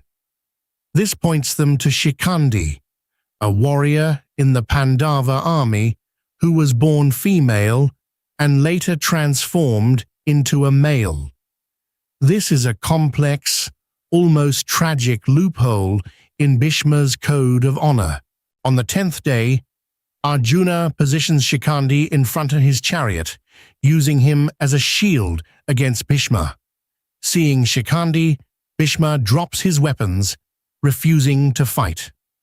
This tactical move, though controversial, allows Arjuna to unleash a volley of arrows at his venerable grandfather.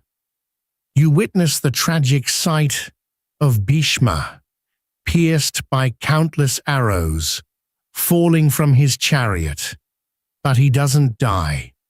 Due to a boon, he has the power to choose the time of his own death. He lies on a bed of arrows, enduring immense pain, but using his last moments to impart profound wisdom and teachings on dharma, statecraft, and duty to Yudhishthira and the other Pandavas. It's a moment of immense pathos, the death of a truly great, yet tragically bound, figure. With Bhishma incapacitated, Drona assumes command of the Kaurava army. Drona, Arjuna's guru, is another formidable warrior, and his leadership brings a renewed ferocity to the Kaurava side. The war intensifies further. Drona, driven by his long-held desire for revenge against King Drupada of Panchala, Draupadi's father, remember, targets him specifically. You see the personal animosities playing out amidst the larger conflict. On the 15th day, Drona's destructive power becomes almost unbearable for the Pandavas. He creates intricate and deadly battle formations, like the Chakravyuha, a complex rotating circular formation which only a few warriors, like Arjuna, know how to penetrate. Drona is seemingly unstoppable, his arrows raining down on the Pandava army. The Pandavas realize that Drona, like Bhishma, must be disarmed through unconventional means. Krishna devises a cunning plan. Knowing Drona's immense love for his son, Ashwathama, Krishna suggests a deception. A loud proclamation is made that Ashwathama is dead. Bhima kills an elephant, also named Ashwathama, and loudly announces its demise. Drona, distraught, seeks confirmation from Yudhishthira, knowing Yudhishthira would never utter a lie.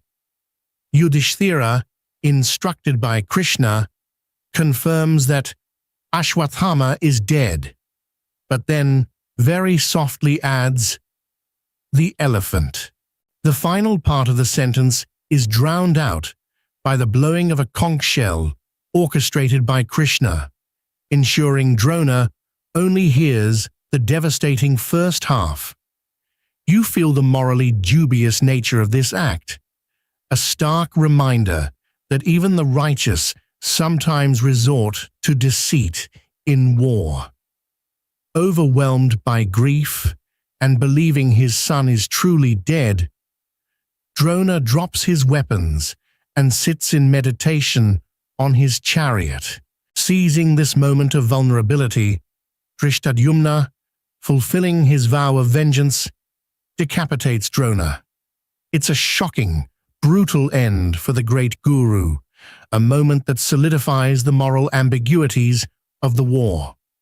With the fall of Drona, the Kaurava army suffers another immense blow, and the war moves into its final, most intense phase, stripping away more layers of nobility and plunging deeper into the dark heart of conflict. You've just witnessed the brutal, almost Machiavellian fall of Drona, a tragic victim of deception on the battlefield of Kurukshetra. His death marks a turning point, signaling that the war is spiraling into an even darker, more ruthless phase. The moral lines are blurring, and the sheer desperation for victory is pushing warriors to actions that would have been unthinkable just days before. You now brace yourself for the most intense and devastating period of the conflict, as the war reaches its apex, shattering lives and forever altering the landscape of the Kuru dynasty.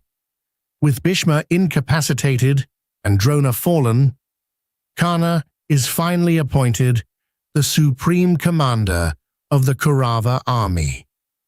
This is the moment he has long craved, the chance to prove his prowess, and crucially, to defeat Arjuna, his lifelong rival.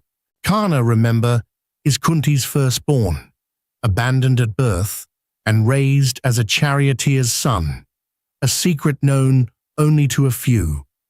His bitterness over his perceived low status and his unwavering loyalty to Duryodhana make him a formidable, almost tragic figure. You feel the surge of his ambition, his burning desire for glory.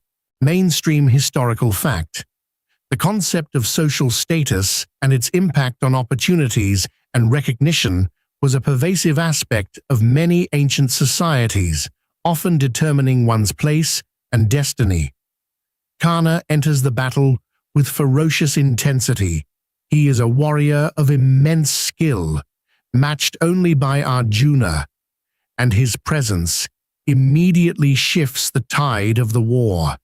He inflicts heavy losses on the Pandava army, showcasing his mastery of celestial weapons and his unparalleled archery.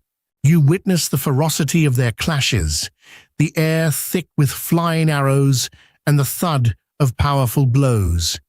He vows to kill Arjuna, or die trying, making their eventual confrontation the most anticipated duel of the war. It's like watching two unstoppable forces hurtle towards each other, knowing the collision will be cataclysmic. During Karna's leadership, one particularly devastating event occurs: the death of Abhimanyu, Arjuna's valiant and gifted son.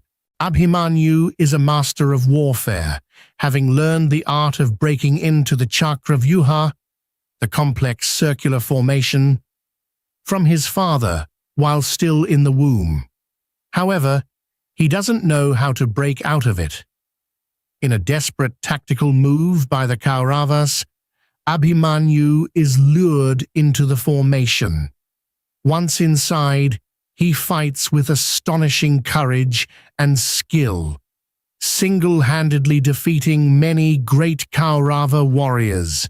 But the Kaurava commanders, led by Drona, use unrighteous tactics, attacking him simultaneously from all sides, breaking his chariot and disarming him before finally killing him while he is weaponless. You feel the profound injustice and sorrow of this moment, the loss of a young, promising hero through deceitful means. It's a truly heartbreaking death, emphasizing the war's increasing moral degradation.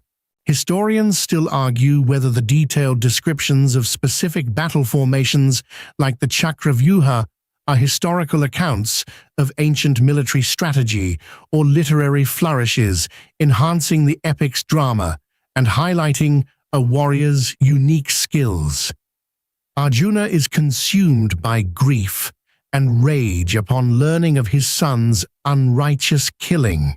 He vows to kill Jayadratha, the Sindhu king who had prevented the other Pandavas from coming to Abhimanyu's aid before sunset the next day, or immolate himself. This vow sets up an incredibly tense and dramatic day of battle. You feel the weight of Arjuna's oath, knowing the impossible challenge before him. The next day, Jayadratha is heavily guarded by the Kaurava army, determined to protect him from Arjuna's wrath. Arjuna fights with unparalleled fury, cutting through countless warriors. As sunset approaches and Jayadratha remains protected, Krishna uses his divine power. He creates an illusion of sunset, making Jayadratha believe he is safe. When Jayadratha momentarily drops his guard, celebrating Arjuna's supposed failure, Krishna lifts the illusion, and Arjuna, seizing the moment, unleashes an arrow that decapitates Jayadratha. It's a moment of divine cunning, another instance where Krishna pushes the boundaries of dharma for the greater cause, leaving you to ponder the complex morality of victory. The war continues, marked by individual duels of immense power and skill. The long-awaited confrontation between Arjuna and Karna finally occurs.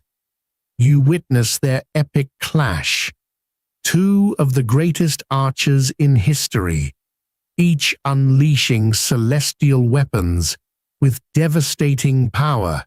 Their battle is fierce and prolonged, a testament to their equal skill. But ultimately, due to a curse on Karna and Krishna's subtle guidance, Karna's chariot wheel gets stuck in the mud. As he attempts to free it, Arjuna, at Krishna's urging, strikes him down. Karna, the tragic hero, dies, his true identity as Kunti's first son revealed only after his death, leaving a trail of profound sorrow and regret for Kunti and the Pandavas. It's a moment of heartbreaking irony, a secret that could have averted the war, exposed too late.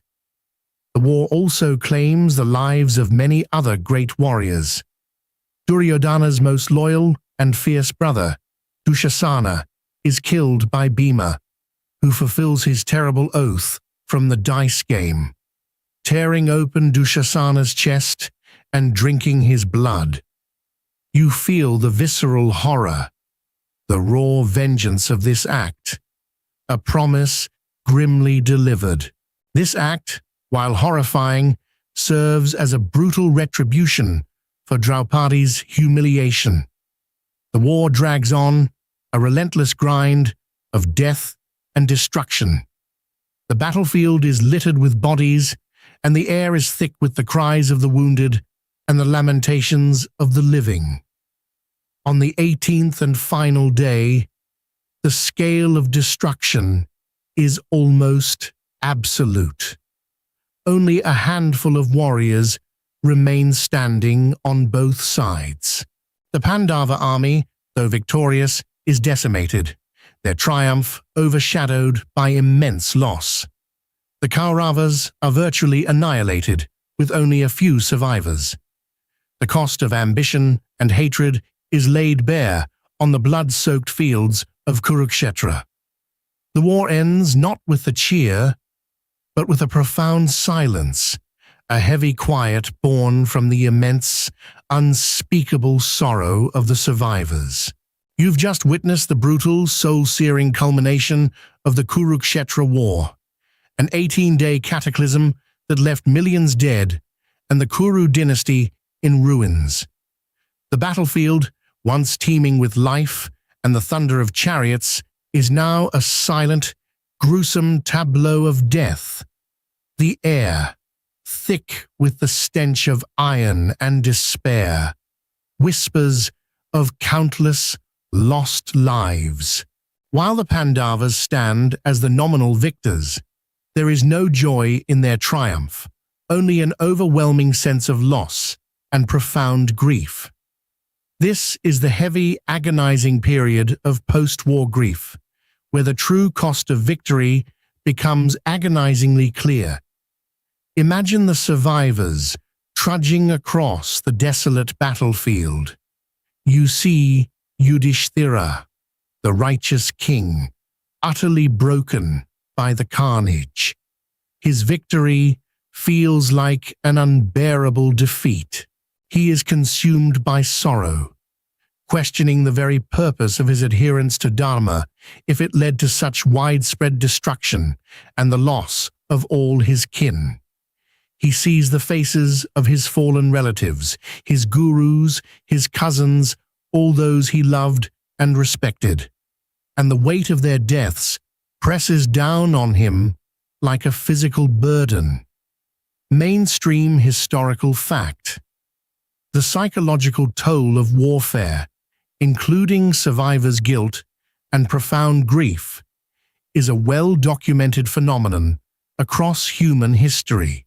His brothers, too, are deeply affected. Bhima, his vengeance fulfilled, now feels the hollow emptiness of his acts. Arjuna, the valiant archer, is plagued by remorse, haunted by the spectre of all those he personally slew. Even the stoic Nakula and Sahadeva carry the heavy burden of their losses. Draupadi, though her honor was avenged, weeps for the sons she lost, for the destruction of her family, and for the sheer, brutal futility of it all. You feel their collective despair, a thick, suffocating cloud that hangs over the devastated land. Dhritarashtra, the blind king, whose love for his sons allowed this war to unfold, is now consumed by unimaginable grief. He has lost all 100 of his sons, his grandsons, and virtually his entire lineage.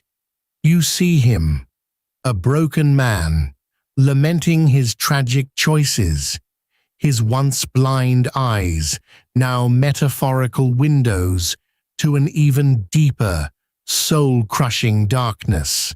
Gandhari, his devoted wife, also mourns deeply, cursing Krishna for allowing such destruction, even while acknowledging her son's wickedness. It's a powerful moment of raw, human suffering, transcending the divine and the heroic. One particularly poignant scene you will witness is the ritual offering of water to the departed souls on the banks of the Ganges. As Kunti, the mother of the Pandavas, performs the rites, she makes a devastating revelation. Karna was her firstborn son, her eldest, abandoned at birth due to unfortunate circumstances, a secret she had kept hidden for decades. The Pandavas are utterly shattered by this truth. You feel their shock, their profound regret. They had fought and killed their own elder brother, the one who should have been their leader, their protector. Yudhishthira is particularly distraught, realizing the immense dharma violation that occurred, fueled by ignorance. It's a cruel twist of fate, a secret that, if revealed earlier, might have averted the entire war. Historians still argue whether the late revelation of Karna's parentage is purely a dramatic narrative device, or if it reflects deeper societal themes of caste, abandonment, and the tragic consequences of concealed identities. The Pandavas are faced with the daunting task of ruling a shattered kingdom. The capital, Hastinapura, is mourning. The victory feels hollow, tainted by so much blood and sorrow. Yudhishthira, in particular, is reluctant to ascend the throne, feeling the immense guilt of having overseen such destruction. He expresses a desire to renounce the world and live as an ascetic, finding peace in solitude. You can feel his profound weariness, his longing for an escape from the burden of kingship. Krishna, ever the guide, steps in once more. He, along with Vyasa and other sages, counsels Yudhishthira, explaining the necessity of taking up his duty, his dharma as a king. They remind him that the war, though tragic, was a dharma yudh, a righteous war, to cleanse the land of unrighteousness and restore order. They emphasize that neglecting his duty now would be a greater sin than fighting the war itself. They tell him that true righteousness isn't about avoiding conflict, but about upholding justice when all other avenues have failed. It's like telling someone who's just finished a marathon that they now have to run another one, but this time it's a mental and spiritual endurance race.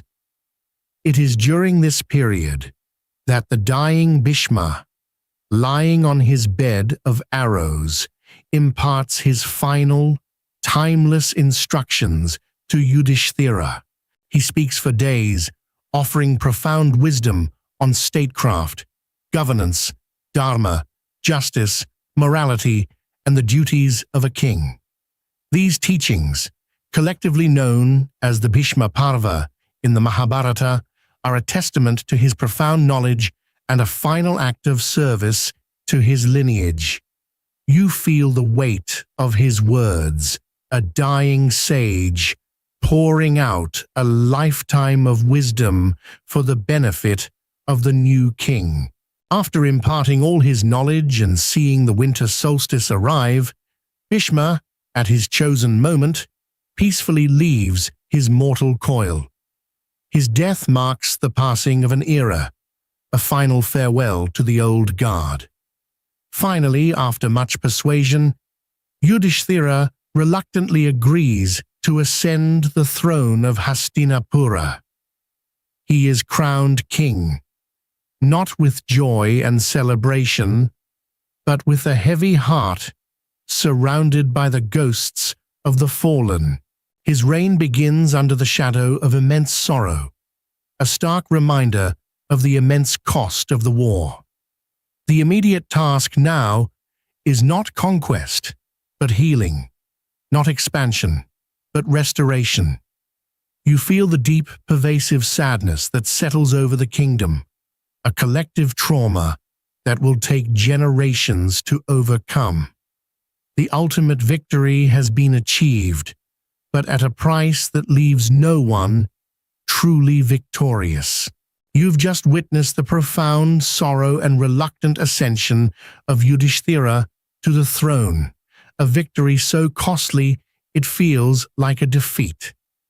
The air in Hastinapura is thick with mourning, and the immediate aftermath of the war is less about celebration and more about the daunting task of healing a shattered kingdom and a traumatized populace. You now observe the Pandavas grappling with the immense responsibility of rebuilding, both physically and spiritually, and establishing a reign founded on the principles of dharma. This is the arduous beginning of Yudhishthira's reign, where righteousness must contend with the lingering shadows of conflict. Imagine the sheer scale of the task facing Yudhishthira. The land is devastated, its population decimated, and its spirit broken. The capital, Hastinapura, while physically intact, is a city draped in somber remembrance. The primary challenge isn't external threats, it's internal reconciliation, finding a way to govern with justice and compassion after such a horrific, fratricidal war. You feel the immense weight on Yudhishthira's shoulders, a burden far heavier than any crown. Mainstream historical fact. Post-war periods often involve significant challenges in governance, economic recovery, and social reintegration, irrespective of the victors. Yudhishthira's greatest challenge is overcoming his own deep-seated grief and guilt. He struggles with the concept of kingship when it was attained through such immense bloodshed. He often retreats into melancholy, questioning the righteousness of his actions. His brothers, Bhishma and Arjuna, along with Krishna and the sage Vyasa, constantly counsel him, reminding him of his duty to rule and restore dharma.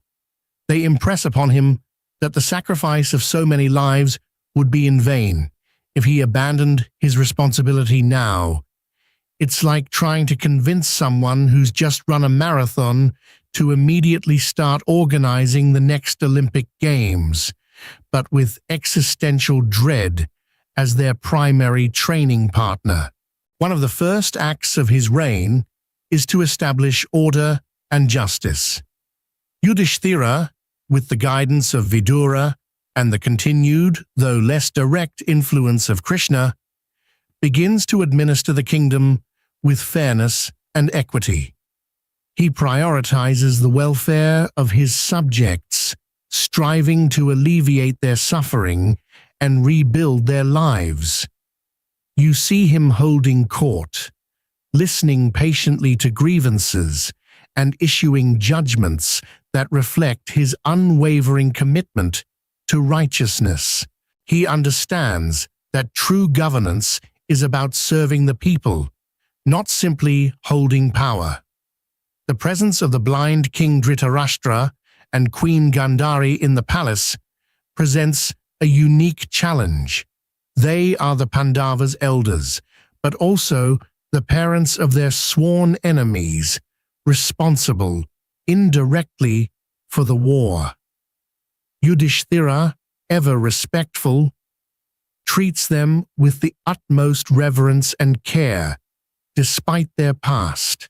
He ensures they live comfortably and honorably in the palace, a testament to his noble character and commitment to family values, even with those who caused him so much pain.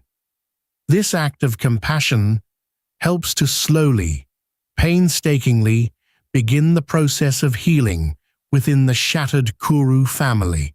Historians still argue whether the post-war generosity shown to defeated royal families was a common practice in ancient times or a reflection of the specific emphasis on dharma in the Mahabharata narrative. A significant event during Yudhishthira's reign is the performance of the Ashwamedha Yajna, or horse sacrifice. This ancient Vedic ritual was performed by powerful emperors to assert their sovereignty and purify their kingdom. It involves releasing a specially consecrated horse to wander freely for a year, accompanied by Arjuna and a retinue of warriors. Any kingdom through which the horse passes without challenge acknowledges the supremacy of the performing emperor. If challenged, a battle ensues. You witness Arjuna leading this procession, winning many minor battles and receiving tribute from various kings. It's a grand display of renewed imperial power, a way to re-establish the Kuru Empire's dominance and symbolize the new era of Yudhishthira's rule. The successful completion of the yajna brings immense prosperity and stability to the kingdom, signifying a return to order and a new golden age under the Pandavas. It's like a massive victory parade combined with a nationwide rebranding exercise. Despite the prosperity and peace, Yudhishthira's melancholy never fully dissipates. He remains haunted by the war. Even though he rules justly and wisely, The burden of the past weighs heavily on him.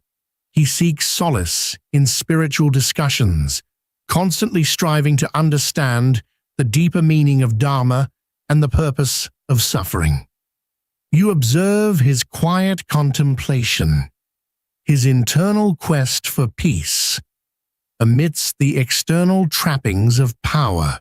After some years, Dhritarashtra, Gandhari, and Kunti, the Pandavas' mother, who also feels immense remorse for Karna's death and the overall destruction, decide to retire to the forest as ascetics, seeking spiritual liberation.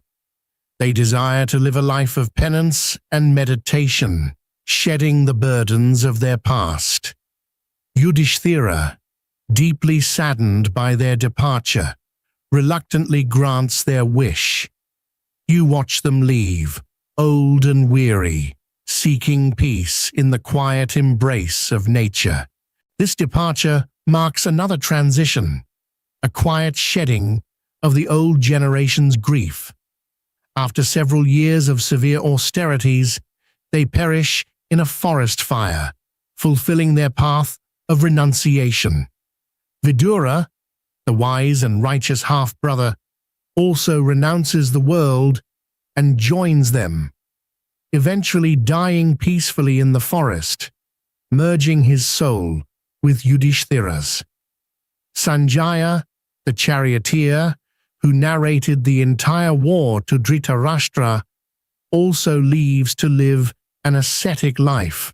The old figures are slowly fading from the stage, leaving the Pandavas to shoulder the full weight of the kingdom.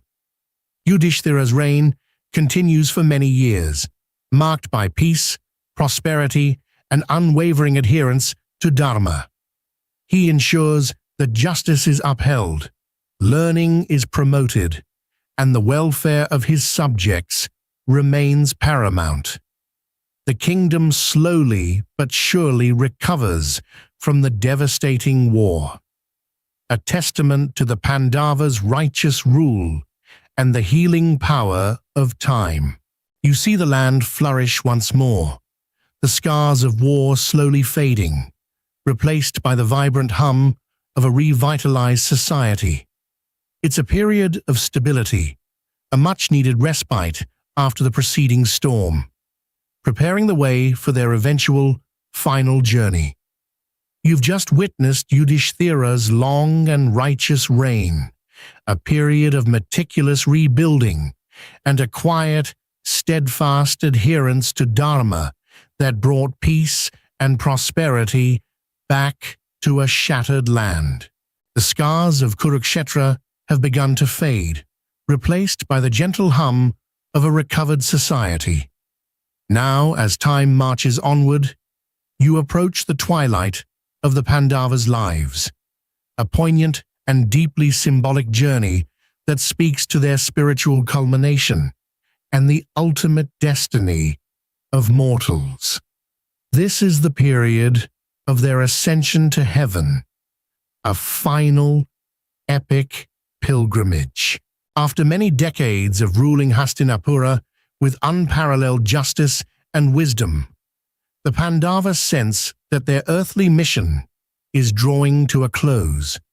Their kingdom is stable, their duties fulfilled, and the lingering echoes of the war have softened into distant memories.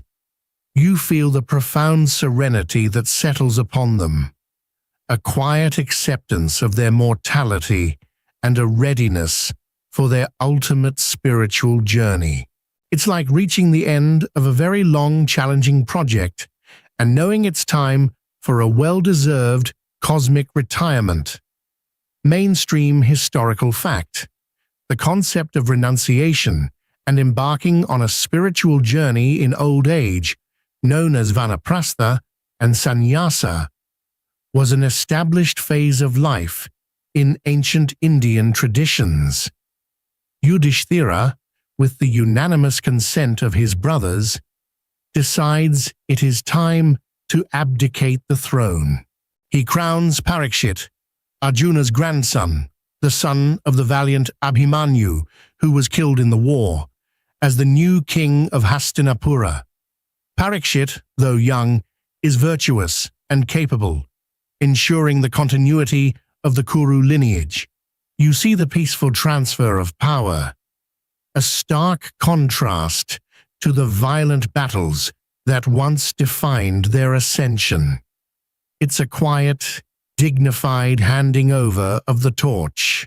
Having relinquished all earthly ties and responsibilities, the Pandavas, along with Draupadi, begin their great journey, known as the Mahaprasthanika Parva. They turn their backs on the glittering city of Hastinapura and set off towards the Himalayas, intending to ascend to heaven in their mortal bodies. You feel the symbolic weight of this pilgrimage, a complete detachment from the material world, a single-minded focus on the spiritual.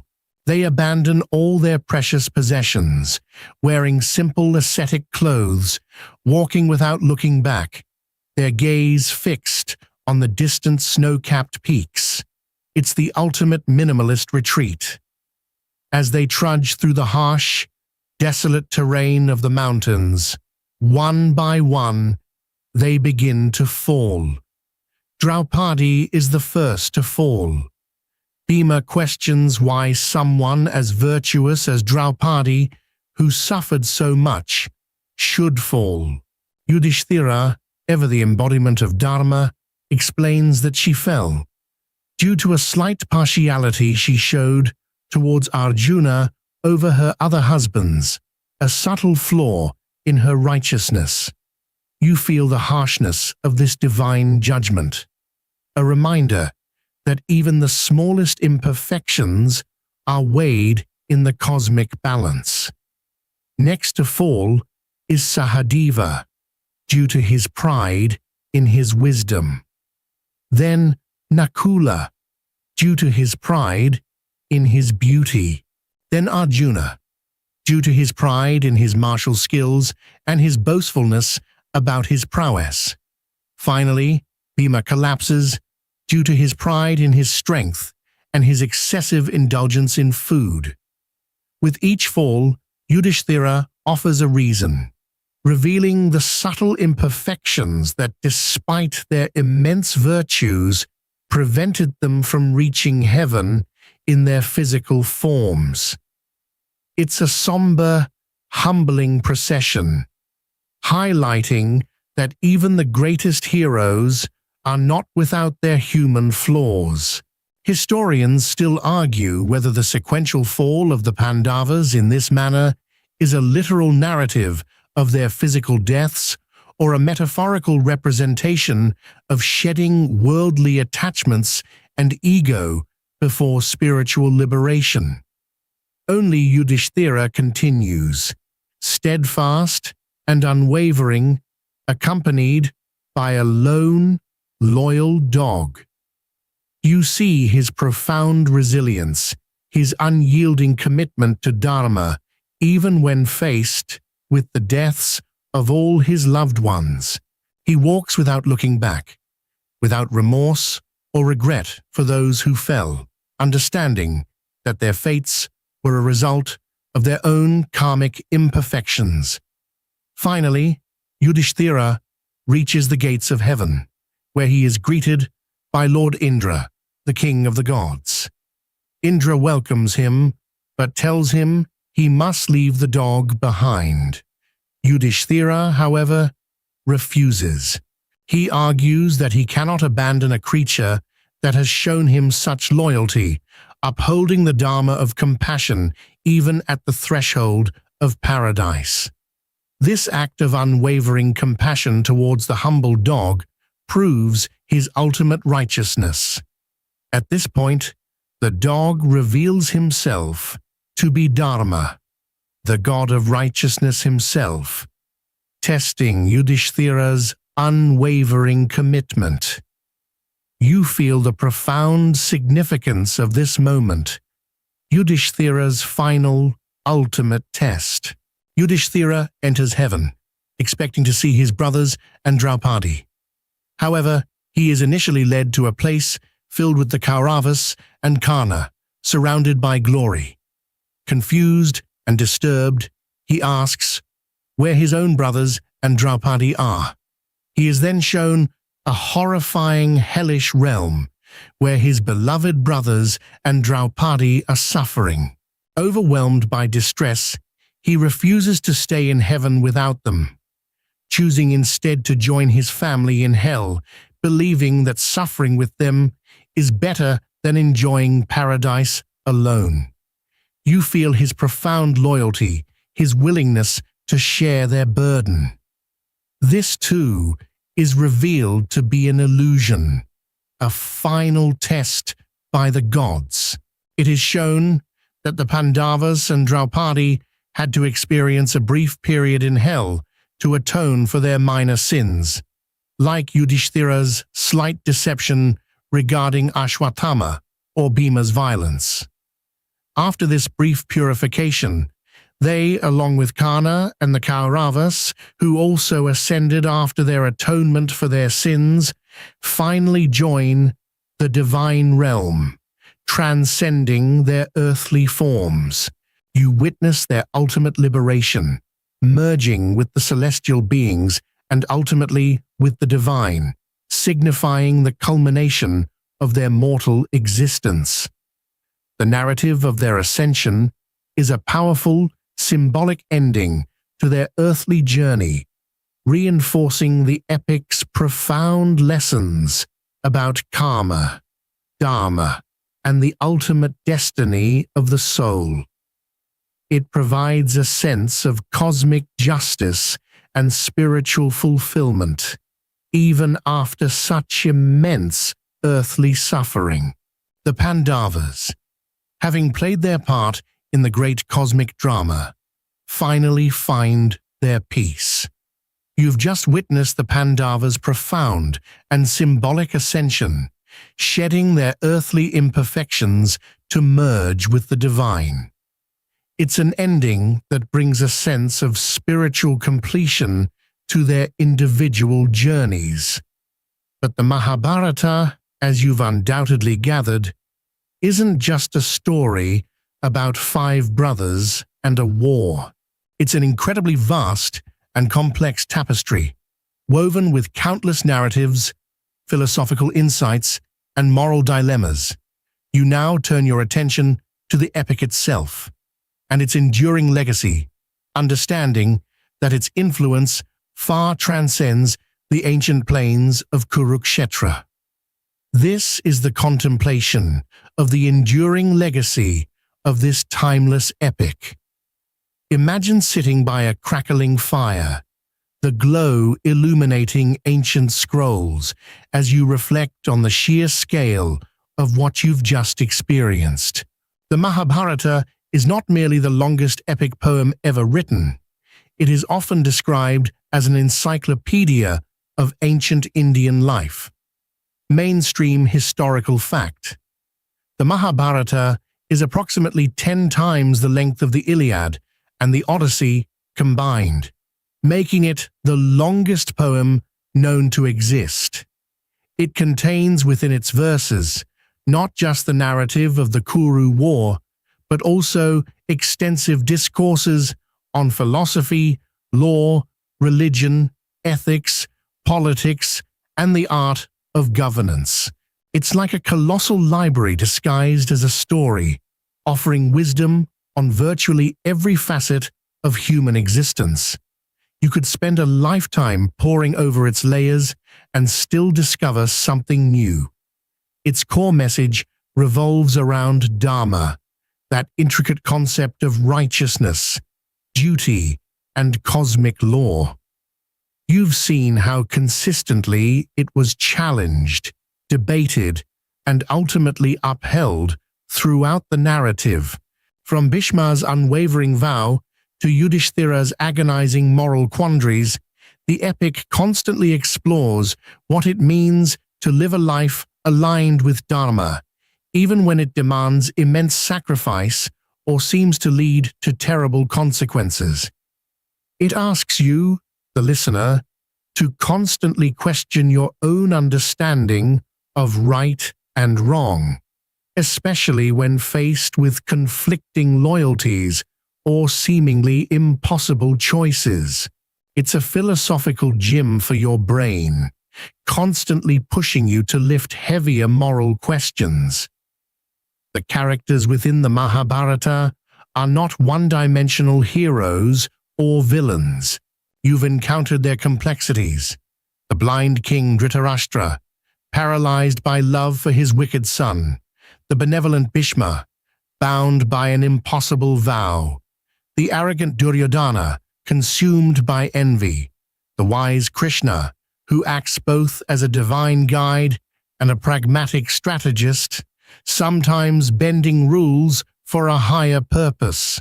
Historians still argue whether the complex, morally ambiguous characters in the Mahabharata reflect a sophisticated understanding of human psychology in ancient India, or were designed to present nuanced ethical dilemmas for didactic purposes.